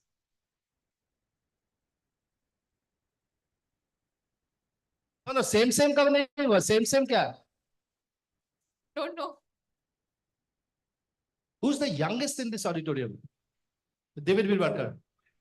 And David, how do you repair this? Pen and the pencil. Okay, so this is the way you repair. You take out the spool and then एक करके बैठ के उसको निकाल के. We have all done it in our this thing, okay? So next is for the seniors. Only for the seniors. Sir, आगे आ जाए. Seniors, go back. No, Karan is not a senior. You and both of you are the senior. Yeah. So, and all the seniors in this auditorium. Juniors don't answer. Okay? Fill in the blanks. Dash stories. Shh, please. Seniors, dash stories. I've given you a hint also. 24 hours. Instagram. But this is only for the seniors, yeah, Mandan. हम भी seniors हैं. So they don't know. And wait. We'll come to the age group, na? So, तो वही बोल रहा हूँ. Seniors लोग को कुछ भी पता नहीं है. And let's go down to the middle-aged guys. So Insta stories. What is this 24 hours hint? 24 hours में Insta stories 24 hours के बाद गायब हो जाता है. After 24 hours, the stories on the Instagram is deleted. Okay? Now, seniors again, please, guys, don't answer out of turn. You will get your turn. Okay. What is POV? Arey wow! Yeah, okay. Okay, next, seniors. Seniors, take out your phone and send me this timely in this WhatsApp number, 9051337999. Okay. Seniors, Any senior now send me a smiley with all this smiley. Is there a price? ये आता है? अच्छा, just move, please. Just move away. How many of you actually know all these smileys? Do you know these smileys? Oh yeah, they will definitely know. They have to know. Okay, so these are the smileys. And some people only sell smileys. वो लोग text message तो भेजता ही नहीं है. And the new generation will send you a full text with only smileys. Okay? Okay, now juniors. Juniors only. Let's see. Fill in the blanks. Dash man. बोलते iPod. बोल रहा iPod. Dash man. Juniors. None of you can answer. I have given the picture also. I have given the picture also. Walkman. Okay? Okay, juniors. 15 years back, if someone asked you to page him, what would you mean? Pager? All of you know the pager? Fantastic. Okay? Now, seniors, going fast. Senior, I'm going to play a clip. Identify the song and the singer. Song, please.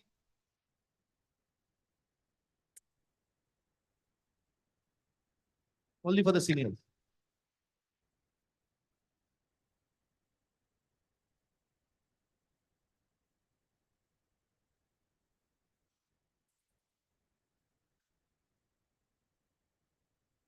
Yo, wait up.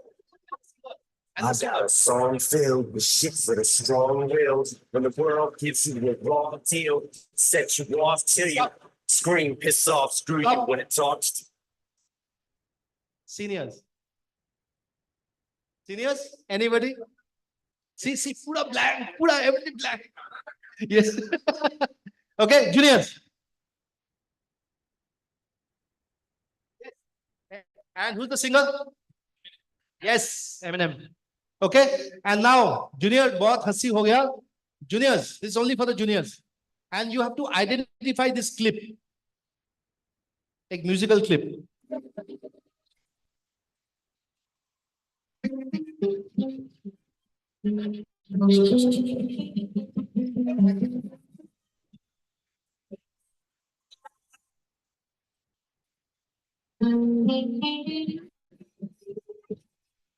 कौन बनेगा करोड़पति चल रहा है यहाँ पे? Nobody? ये बोलता आने वाला पल. No one? Any of the juniors? No one? Only one. Big round of applause. Sholay. And I'll show you the exact one. So this is the scene in Sholay where he plays this. Okay? Okay. Guys, seniors now. Seniors.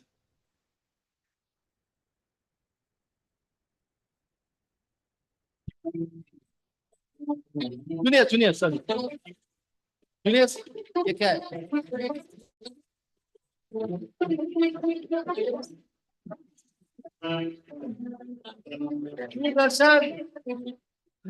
Okay, so this is the end of the game, and I'm sorry I didn't want to make this too long, but we have highlighted certain key features, and with different age group, how we perceive things, how we know, we don't know, and working with millennials has everything of understanding each other's views. Okay, so I'll just go around the table, just 10 seconds each one for your comments on this.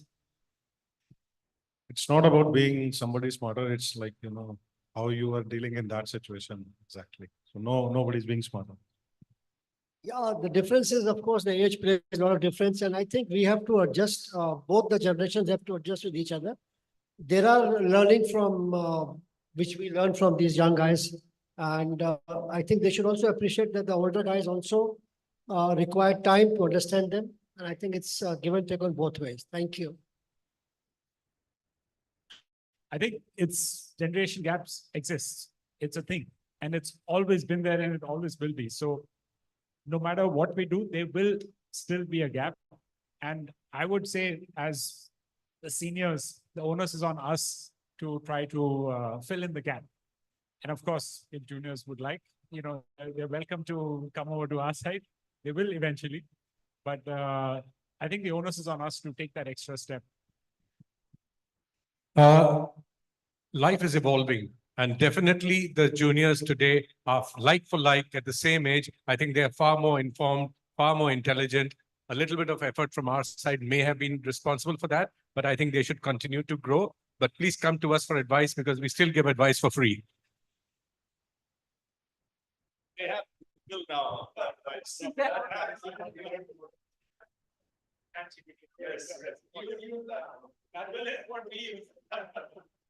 So I think catching up with the time is mantra. We have to catch up with them. They are never going to listen to us. But 20 years down the line, they'll be on this side of the fence, so they'll understand it better. Yeah, so from my side, I'm into recruitment. So I am actually learning a lot from, the younger generations with my interactions. So that's why I was the smartest one on both sides. I think we all need to start learning from them to adapt ourselves. Thanks. In our industry, I've been talking about this for 5 years. We don't have the concept of reverse mentoring, but hopefully in the future generations to come, we'll have this concept of learning from the new year. Very short, one sentence. Has been mentioned that innovation is infection. So as the days are, innovations are going in shipping industry. So obviously there is an age gap and the time gap. So I think things are developing in that way. Just one line. I think it's not the thing about being smarter. It's like we get to learn things from them and they learn the Gen Z thing from us. Gen Z thing, पहले तो आपको Gen Z से सीखना है, उसके बाद उन लोगों को सिखाओ. I think younger generation is good at innovation and those things, but the basis from the elders or the seniors that you have to learn the older techniques or anything. I think if both elders and juniors combine together, then it will be a wonderful generation.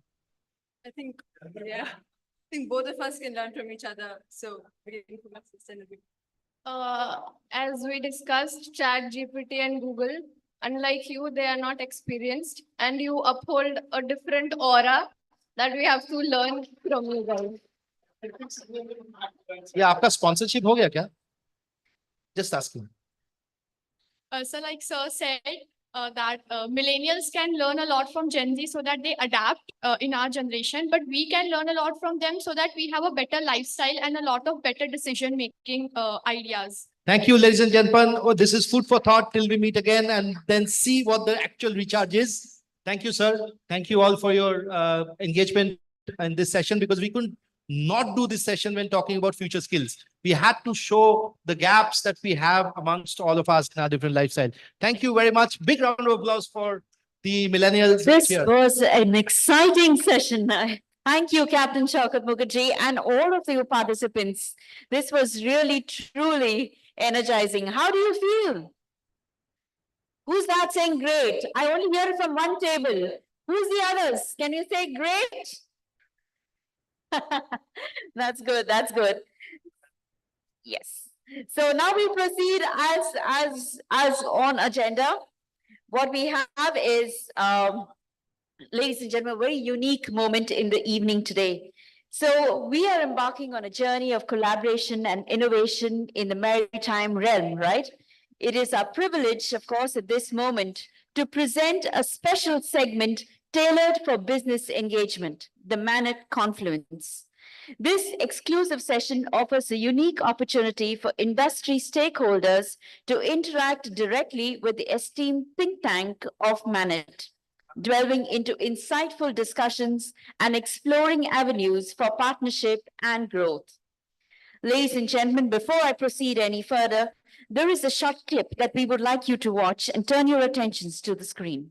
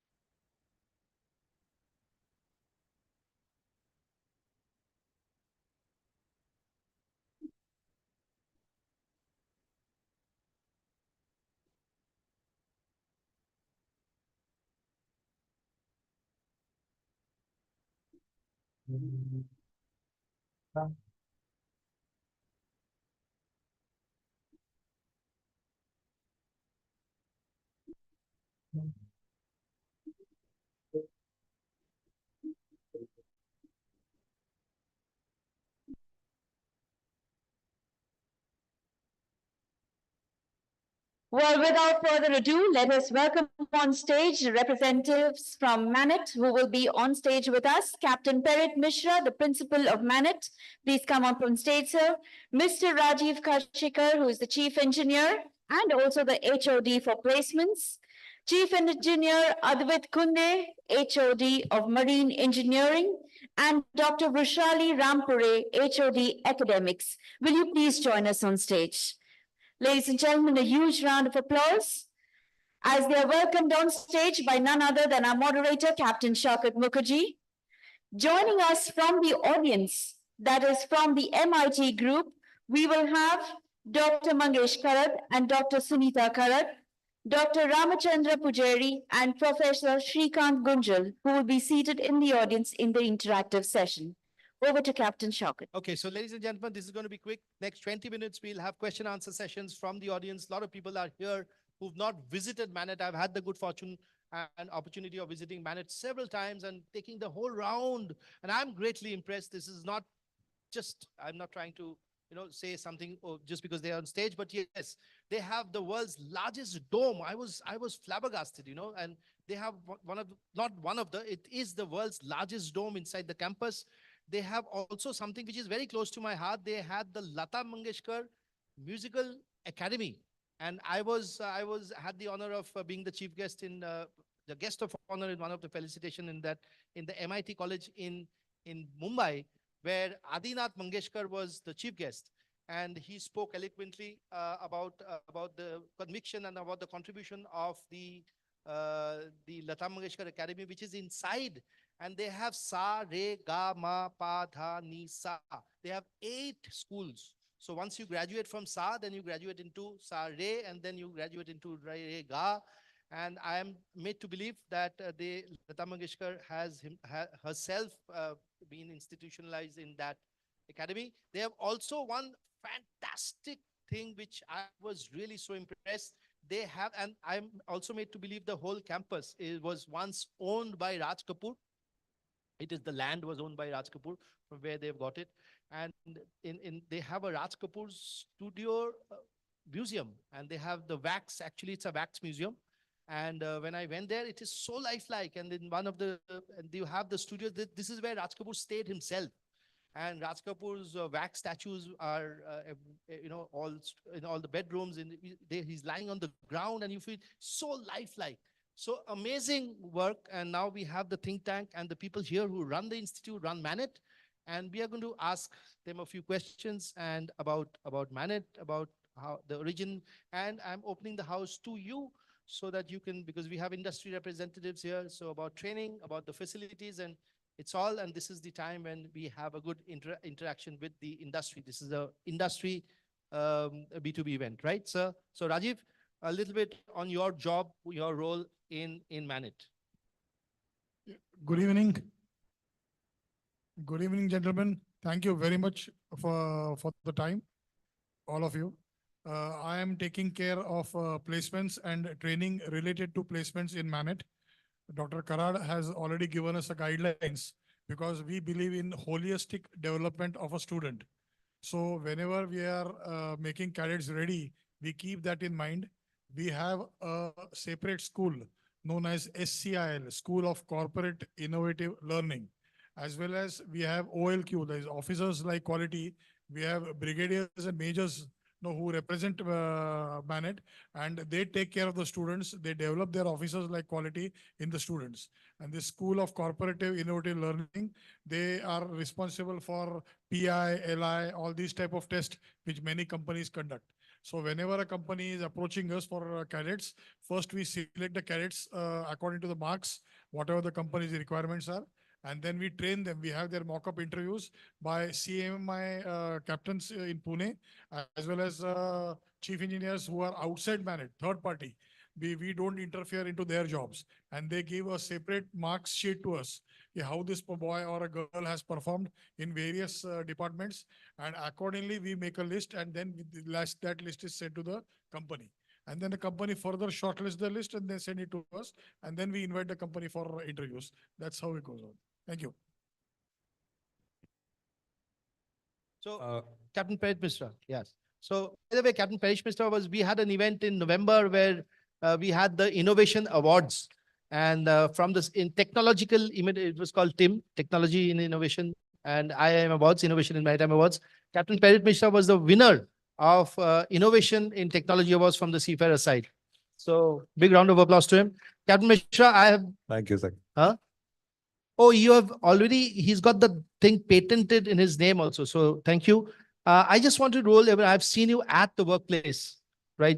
How do you, if I ask you, how is Manet different from the other institutes in terms of the training that you impart? Touching further on what Rajiv said, and also that excellent session on innovation, what we've observed is the motivation of the cadets is the most important factor. So the motivated cadets perform excellently and very well when they get on board, whatever the mode of delivery, whether it's your core training, navigation, seamanship, or the other AI stuff, etc. So our focus is more on the holistic side, get the cadets motivated. Once that is done, everything sort of takes care of itself. Right. Thank you very much. Just one small announcement. We're also starting a DNS and ETO course. So we'll be having a word with all the company representatives later, before I forget. Right. Sir, if you can just talk about a little bit on your role in Manet in developing and... Good evening, one and all. So myself, Chief Engineer Advait Londe, and I am looking after BTech Marine Engineering in Manet. So role as such is to run the academics. And one more thing I want to add is, I think in the last session, if I'm not wrong, Captain Ray, I suppose, Captain Ray was mentioning about, see, the only STCW competencies are not enough or sufficient at this age, cadets. So it is our duty, along with Chief Engineer Rajiv Kashikar sir, to develop some new courses and programs which are practical sessions I'm supposed to take, which will be helpful to groom such a cadets in this kind of era to run the vessels. That is a role which we have in Manet as such. Thank you. Vishali ma'am, you are also a doctor. How is your doctorate? I want to see, and I see a lot of doctors, I mean, educational doctors in the institutes today. How has being a doctorate helped you in reaching out and developing the students of today? Yes, good evening, everyone. I'm Dr. Vishali Rampure.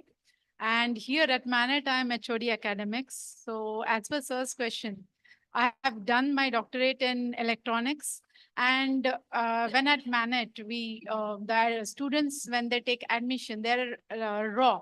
Actually, for their academics part, so initial first 2 or 3 semesters, they are basic, there are basic engineering subjects and all.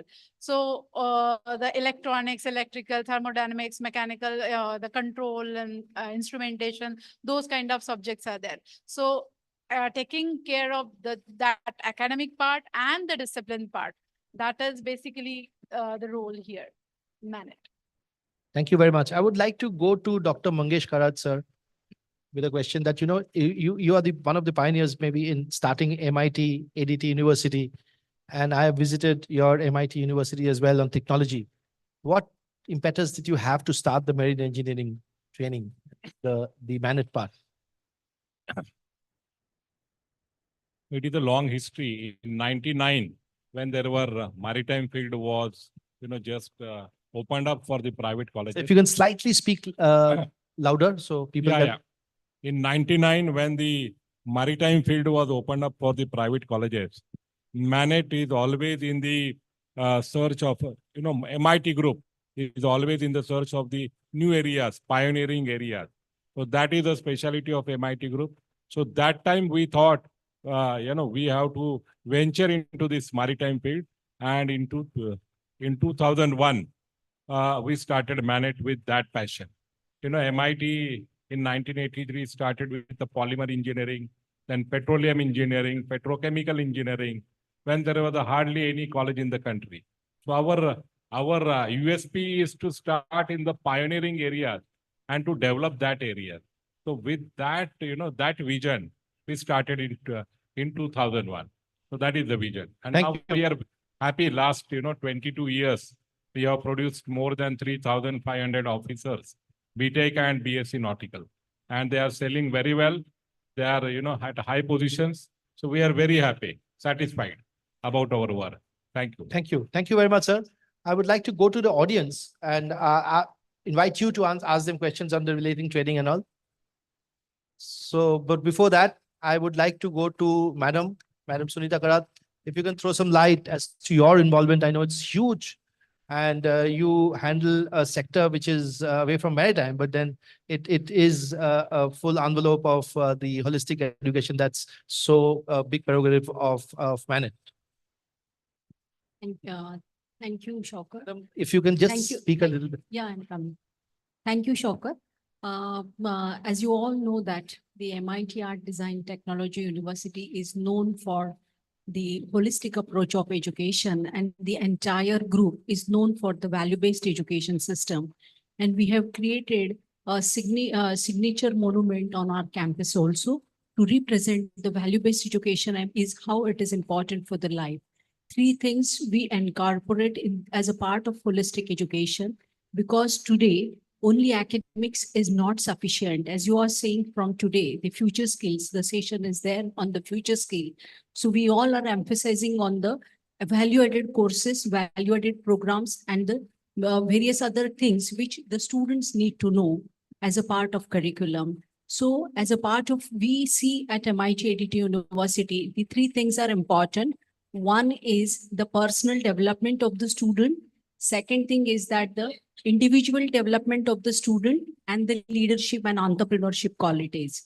The first thing which we say that the personal development of the students, we give the emphasis on the cadets, fitness, physical fitness, yoga, meditation, spirituality, and the sessions like art of living or the focus on the various creative art or the anything which the students like apart from that. Then the second thing which we say that the individual development of the cadet. So when we see the individual development of the cadet, we ensure that the cadets will get a focus on the value-added programs, the disruptive technology trends which are there today. They will be a part of it. Along with that, the the additional courses which are becoming a mandatory part as a certification, they will be emphasized on that and they will complete the same. Third thing, that is the leadership. Leadership, that is to get ready themselves as a part of campus to corporate transformation. We see that the students should get emphasis on the aptitude enhancement, then the logical enhancement, which you have briefed today early in the morning. Then apart from that, the leadership qualities are important for them. That's how. Right. So thank you very much for this very enlarged overview of what the Manet does. I would like to go to the industry now. We have a lot of industry representatives now, and this is a very good opportunity for industry to come to know of their new programs, about how you train your cadets. If there is an opportunity for collaboration. So yes, I can see JM Bakshi CEO raising up your hands. Yes, Mr. Mulchandani, question. Yeah, thank you, Captain Shaukar. From JM Bakshi, but nothing, question is not related to the cadetship course, but I will also saw on the table the MBA course part. So my query would be on that. I see that I want a little more clarity on this MBA course where there are certain Don't worry, don't worry. compulsory subjects and certain specialization. And the specialization there is MBA in port and shipping. Can I get some more idea on how Yeah, this yeah. course is conducted? Yeah, I'll answer the same question. That is MBA in Port and Shipping Management. MBA in Port and Shipping Management, that is the students get approach to the managerial skills. Along with the managerial skills, they will understand the skills which are required to become as a port manager or the dockyard manager or the container manager, or they should understand the IT skill sets which is required to focus on the same also. So that is how it is being years program. We run it, since the lot of industry people which we met from so many conferences. So they have said that, okay, madam, we need these kind of people to be trained. So we run it in a continue two-way, that is in an executive mode also. So that your regular employees can be a part of this particular curriculum. They can do a job and they can join this curriculum and they can complete their graduation, which is they have post-graduation, which is their dream. Thank you. Thank you very much. No, just to continue there.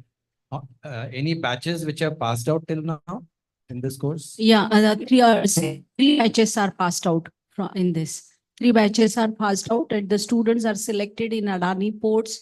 Some of the students are selected right now in the Gujarat, that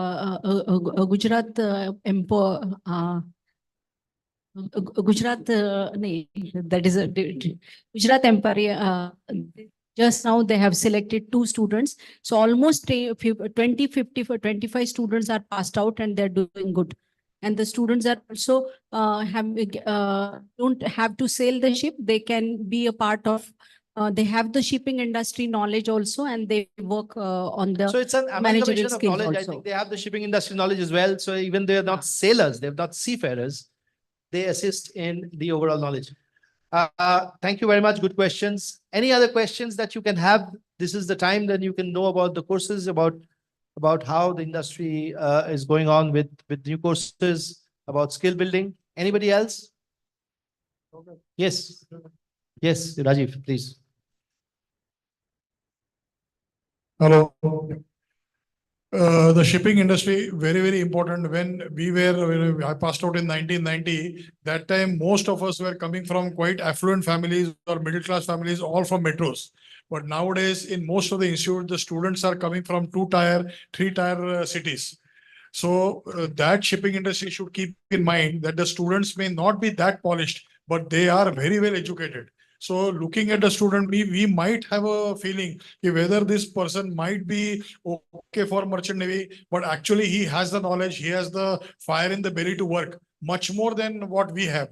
But the thing is, some language barrier comes in because they have stayed in a 2-tier, 3-tier city. They have studied in some students have studied in vernacular medium.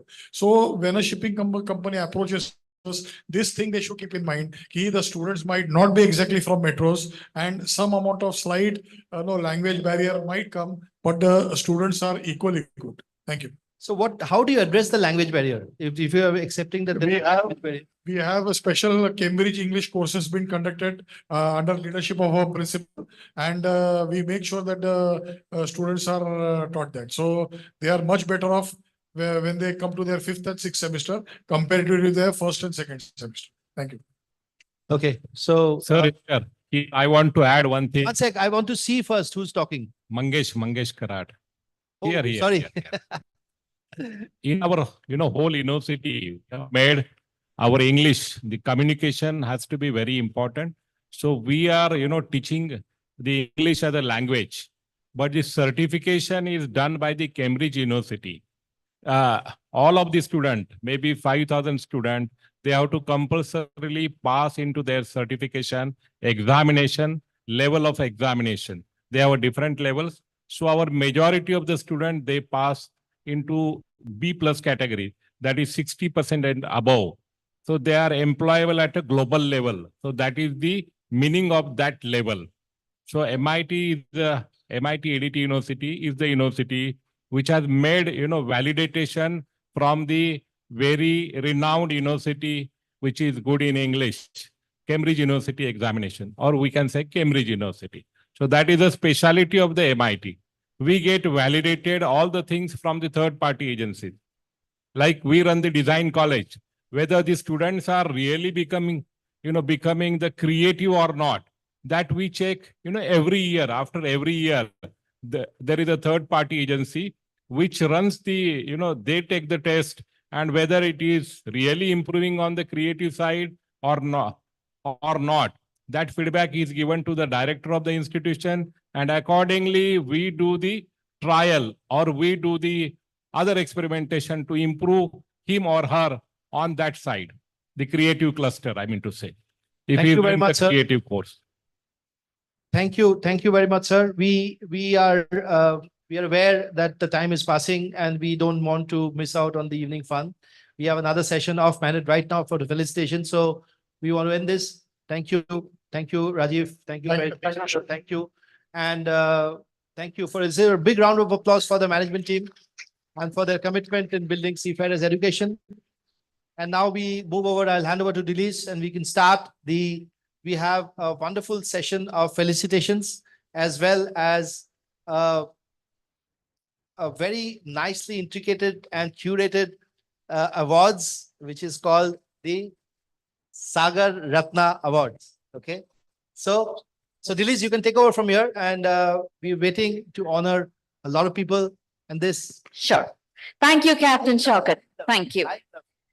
All right. So right now, the moment, and this is like the highlight of the evening. So let me just first call upon, we'll be felicitating some of our very esteemed guests here today. To felicitate them, I'd like to begin with and call upon Dr. Ramachandra Pujari, Pro Vice Chancellor, MIT University, to give away the first felicitations. Please come up on stage, sir. I'd also like to call upon Professor Dr. Mangesh Kharat and Dr. Sunita Kharat to kindly join us on stage for our felicitations.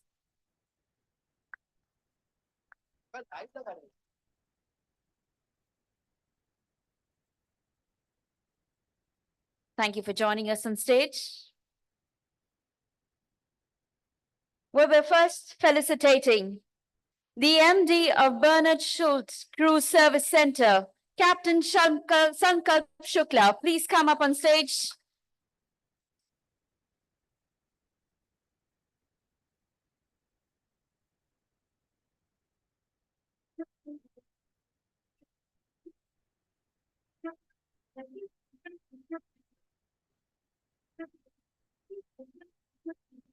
Ladies and gentlemen, let's now keep the thunderous applause rolling. Some special moments.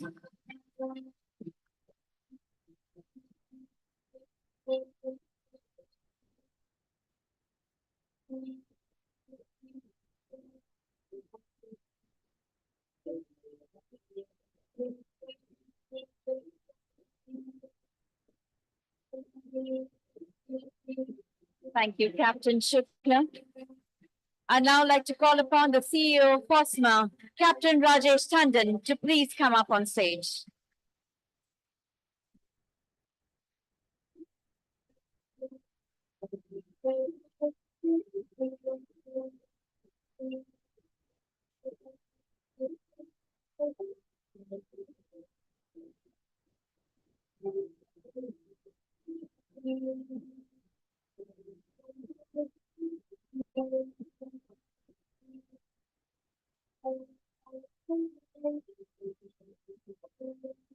Thank you, Captain Rajesh Tandon.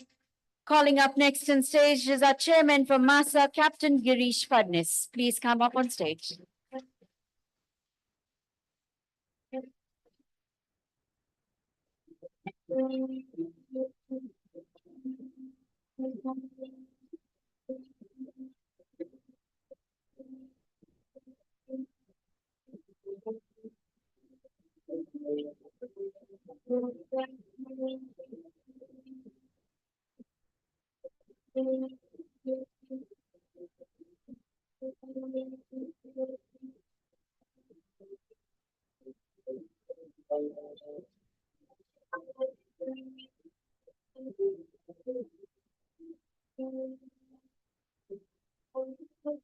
At this point in time, I'd like to thank Captain Fadnis as well as Dr. Ramachandra Pujari. Thank you for joining us on stage.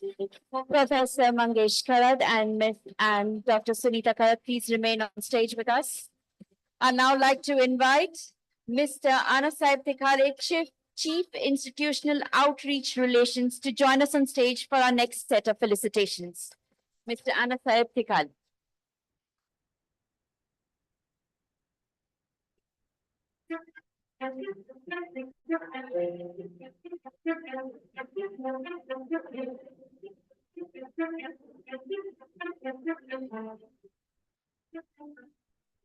Thank you for joining us on stage. I'd like to call upon the CEO, Maritime Association of Ship Owners, Captain Shiv Halve, to the stage, please.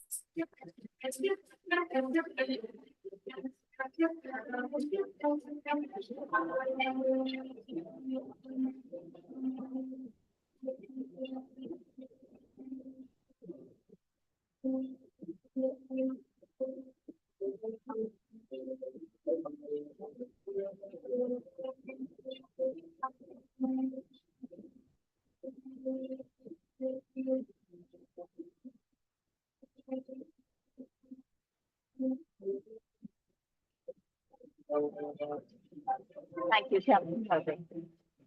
Thank you, Captain Halve. I'd now like to call upon the Managing Director, OSM Thome India, Captain Arun Mehta. Please join us on stage.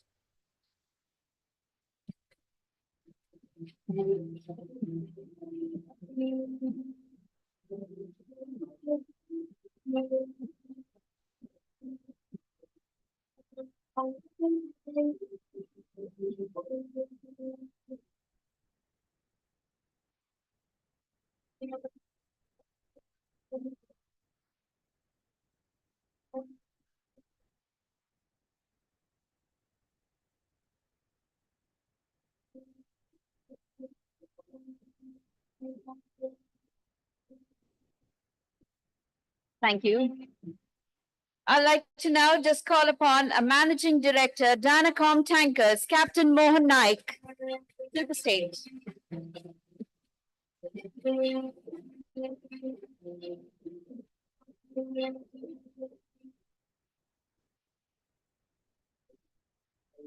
All right, we will just move on. I think, I do think that Captain Mohan Naik is not in the conference room at the moment. So we will proceed. I would like to thank Mr. Anasaib Tikale. Thank you for joining us on stage, sir. Thank you, sir. Thank you. I now like to call upon Captain Prerit Mishra, the Principal of Manet, to come on stage, please.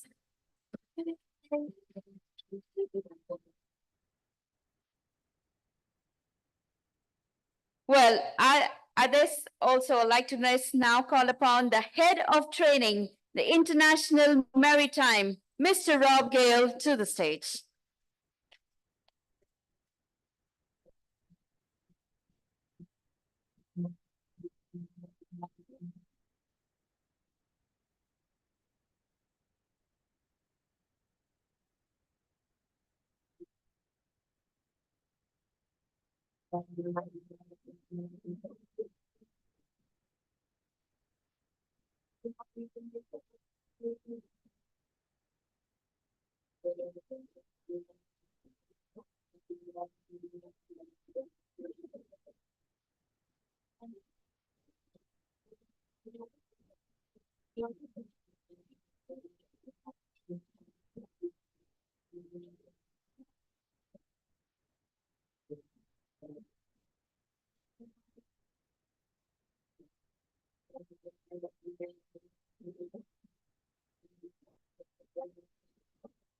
And definitely another important person to the stage, the Senior Advisor India, MACN, former Secretary to the Government of India, Mr. Deepak Shetty, to the stage, please.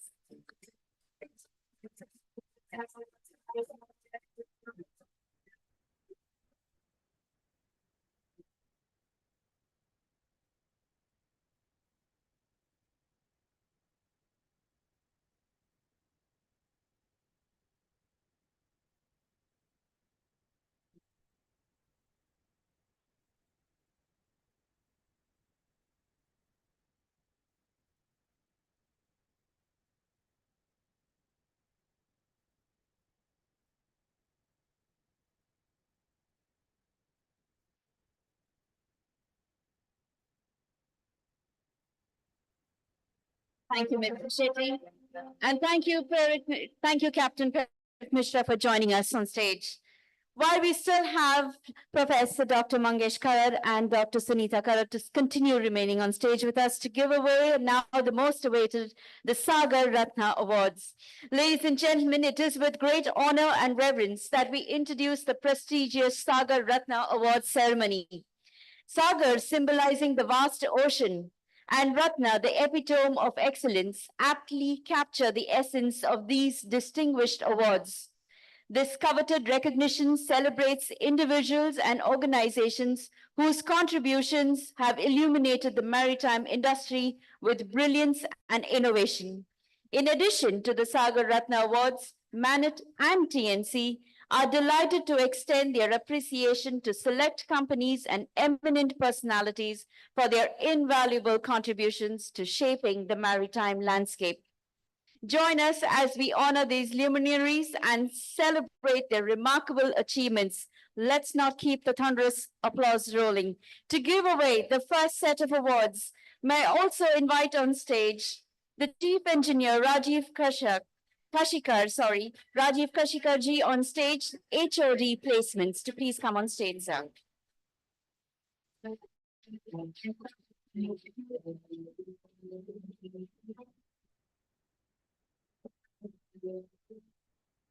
This is the first category awards, which is the Manet's Best Recruiting Associate. And the first award goes to Captain Pankaj Naik, Head Training D Amico, Ship Isma India Private Limited.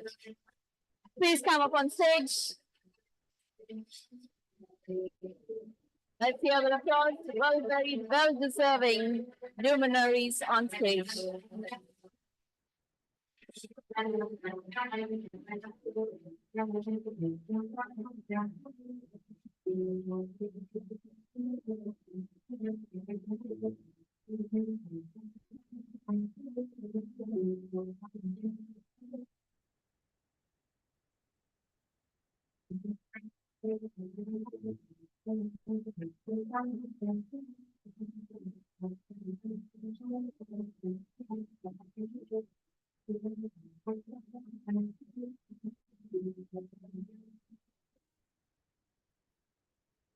Our next award winner is Captain Chinnar Ruparaju, General Manager, International Maritime Training Center. And I think that he's not yet come in today. So we will move on to our next award winner in the same category of Manet's Best Recruiting Associate, Captain Kunal Katiyal, Global Head of Marine Personnel and General Manager, Wilhelmsen Ship Management.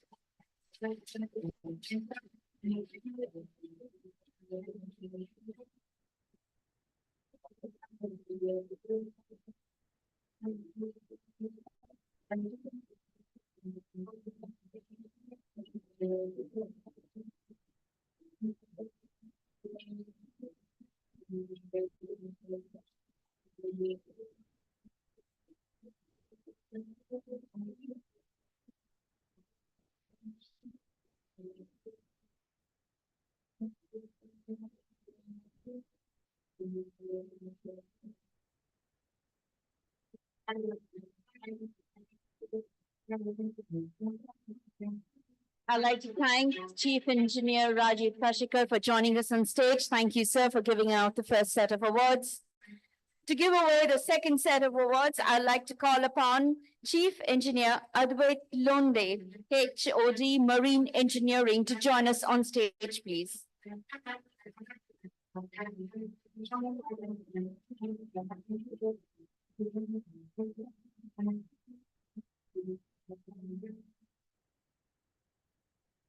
Giving away this award, this is the CSR Leadership, and may I call upon stage Captain Anshul Rajavanshi. And I think Anshul is also, Captain Anshul is not yet here. So we're going to go ahead and give away the next set of awards, which is Manet's Prime Media Partner. Calling on stage our first award winner, Captain Vivek Bandarkar from Bandarkar Publications, to please come on stage.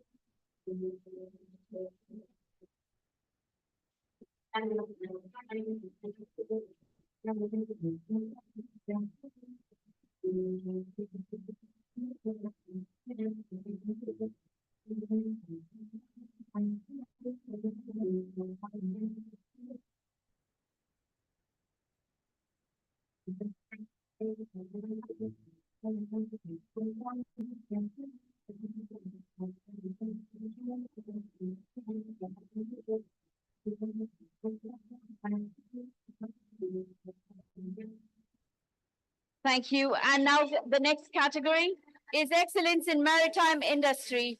This award goes to Captain Manoj Gandhi, General Manager and Fleet Personnel Director, Seaspan Crew Management, India Private Limited.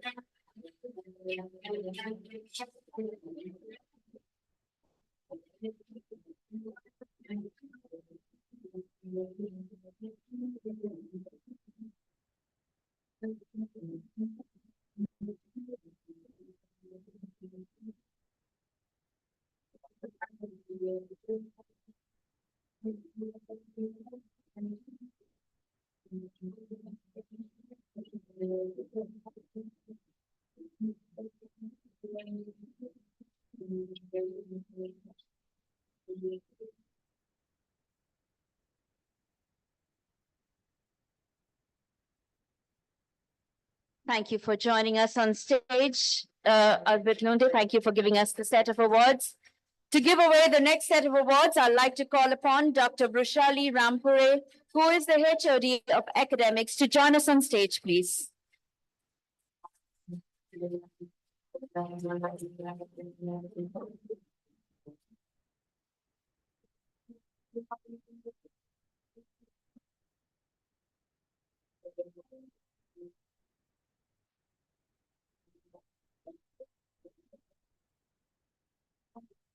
Thank you. Calling upon the first award winner for Maritime Manit's Best Associate for Women, Captain Dr. Shashank.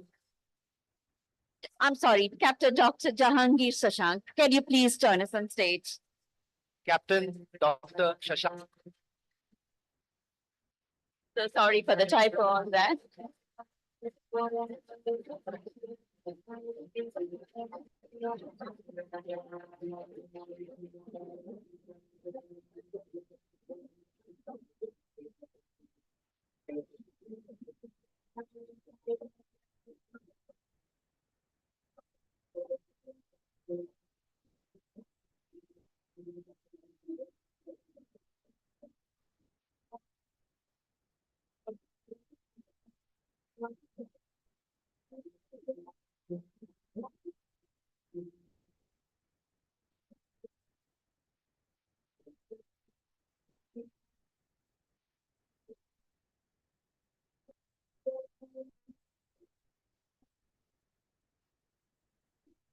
Thank you.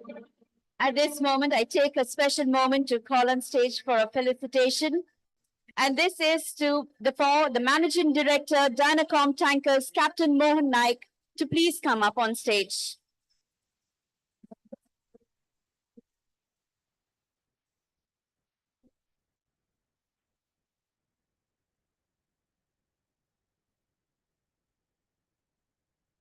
Ladies and gentlemen, let's keep the thunderous applause rolling.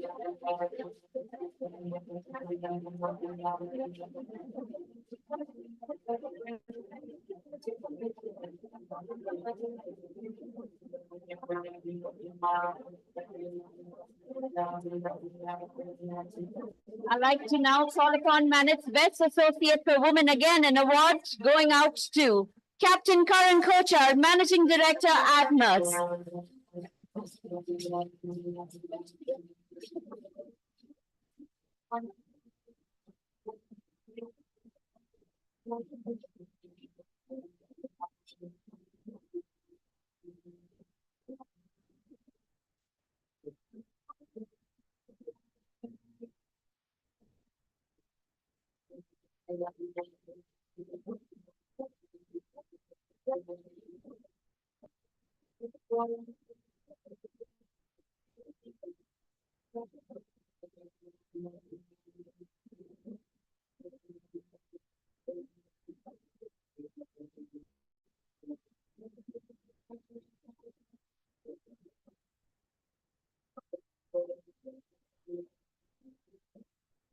Thank you for joining us on stage, Dr. Vishali Rampure.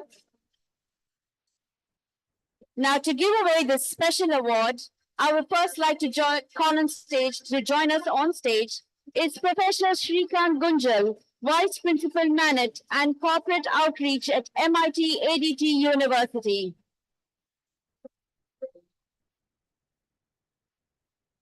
Ladies and gentlemen, this is one award I wanted to do it myself, and this is the ultimate award in the industry, and we are all looking up to this. In every industry, there are doyens and which people leave indelible marks in the sands of time. And today we have a person who is personally extremely close to me because I started my career under him when I was in volumes. In 1993, a young boy was inside the auditorium being interviewed by Captain Kirti Goa in volumes that day. And outside, there was this gentleman who was waiting. And those was in 1993. And then after that, years and decades of meritorious service towards the nation, unadulterated commitment towards the nation. And as I stand on the threshold of calling that person's name, and all of you, some of you must already have known by now, today we honor the contribution, and this honor is actually less compared to what he has actually done for the industry. Today we honor the contribution, and this is I'm feeling very heartful thanks to Manet for doing this, and I'm the mouthpiece. And today we want to call upon none other than, for the lifetime achievement award tonight, none other than Captain Vipan Talwar. Ladies and gentlemen, can we give a standing ovation to the doyen and Captain Vipan Talwar? And it's an emotional moment for him as well, I think, and for the industry as well, sir. You're the leading light, and you have hung up your boots in the corporate world, in the boardroom, but I'm sure it is.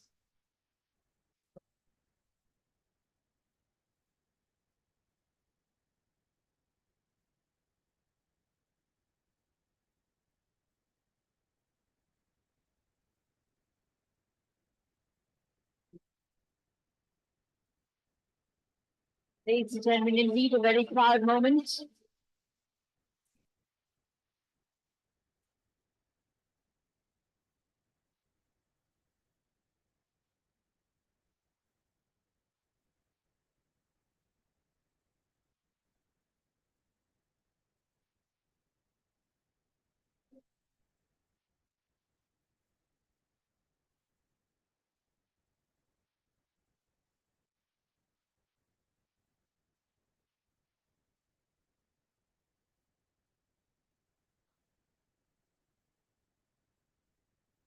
And this award cannot just go without him coming and addressing the forum. A few words from you, sir. I know it's an emotional moment for you.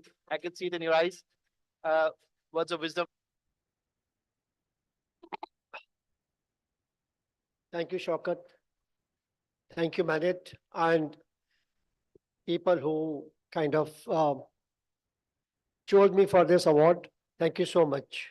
I'm humbled. It also means no work for me now.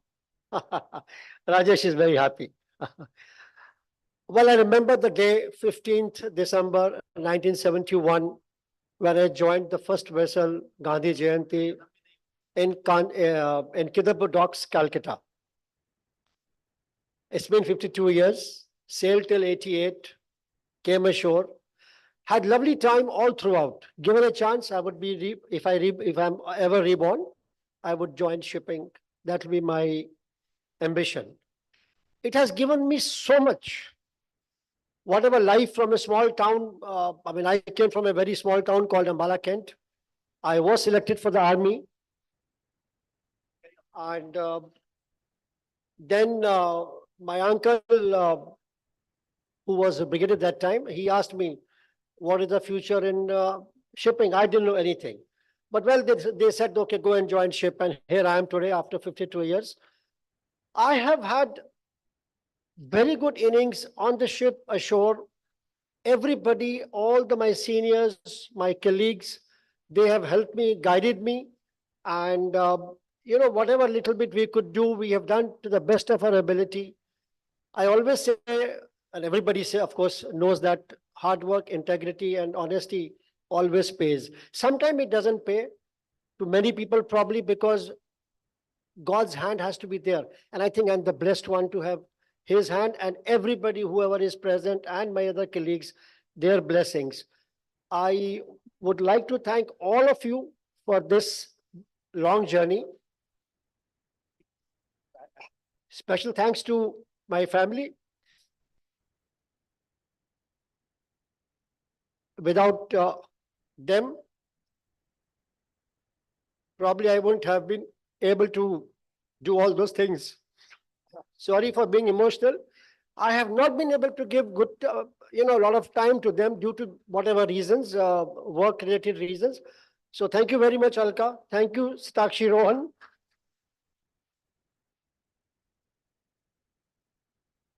For bearing with me. Thank you so much. Thank you. God bless everybody.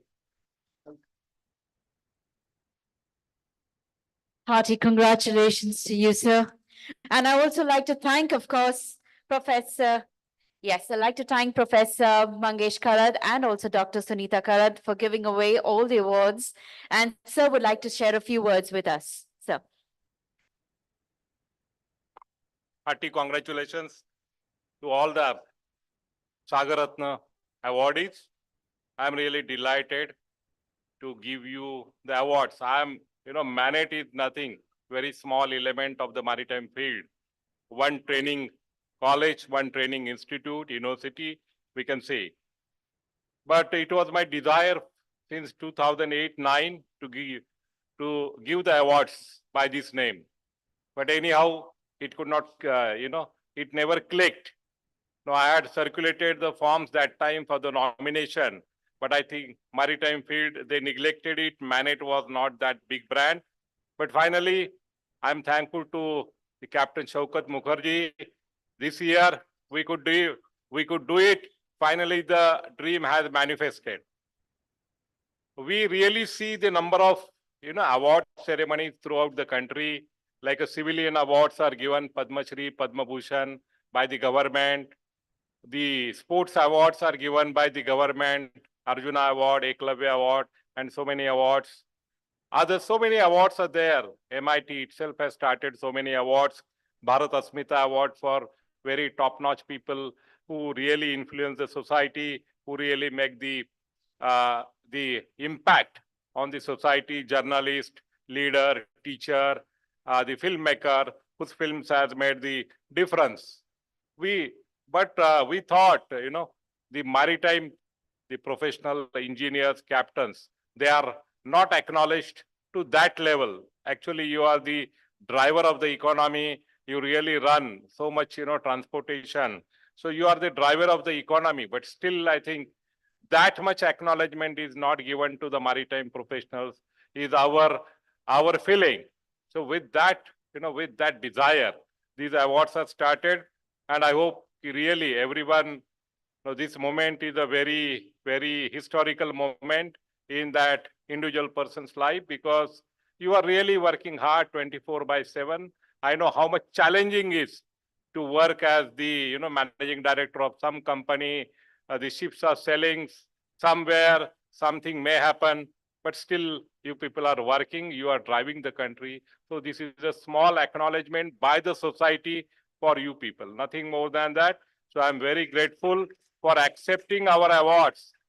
And it is small, the motivation to do more work for the society. So there is a selfish motive of the society behind giving with the awards. With these words, once again, I really, I'm really grateful to the Lifetime Achievement Awardee and everyone for accepting our awards. Thank you very much. Thank you. Thank you, Professor Karachi. Thank you for that. Ladies and gentlemen, yes, the sun has set on an enriching day at discussions and insights. We now invite you to refresh and join us at the poolside for the much anticipated cocktail dinner. Now, let me give you a little bit of information. The excitement doesn't end here today. Tomorrow, which is the 16th of March, we will have a special beachside activity that is for all of you and for all of you who wake up early. Set your alarms and assemble at the lobby at 7:30 a.m. and get ready for a morning beachside rundown. Prepare to also get wet. Don't miss out on this unique experience because that is something that you will take back a lot of memories for, I guarantee. Well, this is the end of our day one, which, we will now invite you to go ahead to our poolside where your ambience really will transform into something that is truly Goa, where there's laughter and of course, dance to the beats of the local music. And you have yourselves some surprises as well. Okay?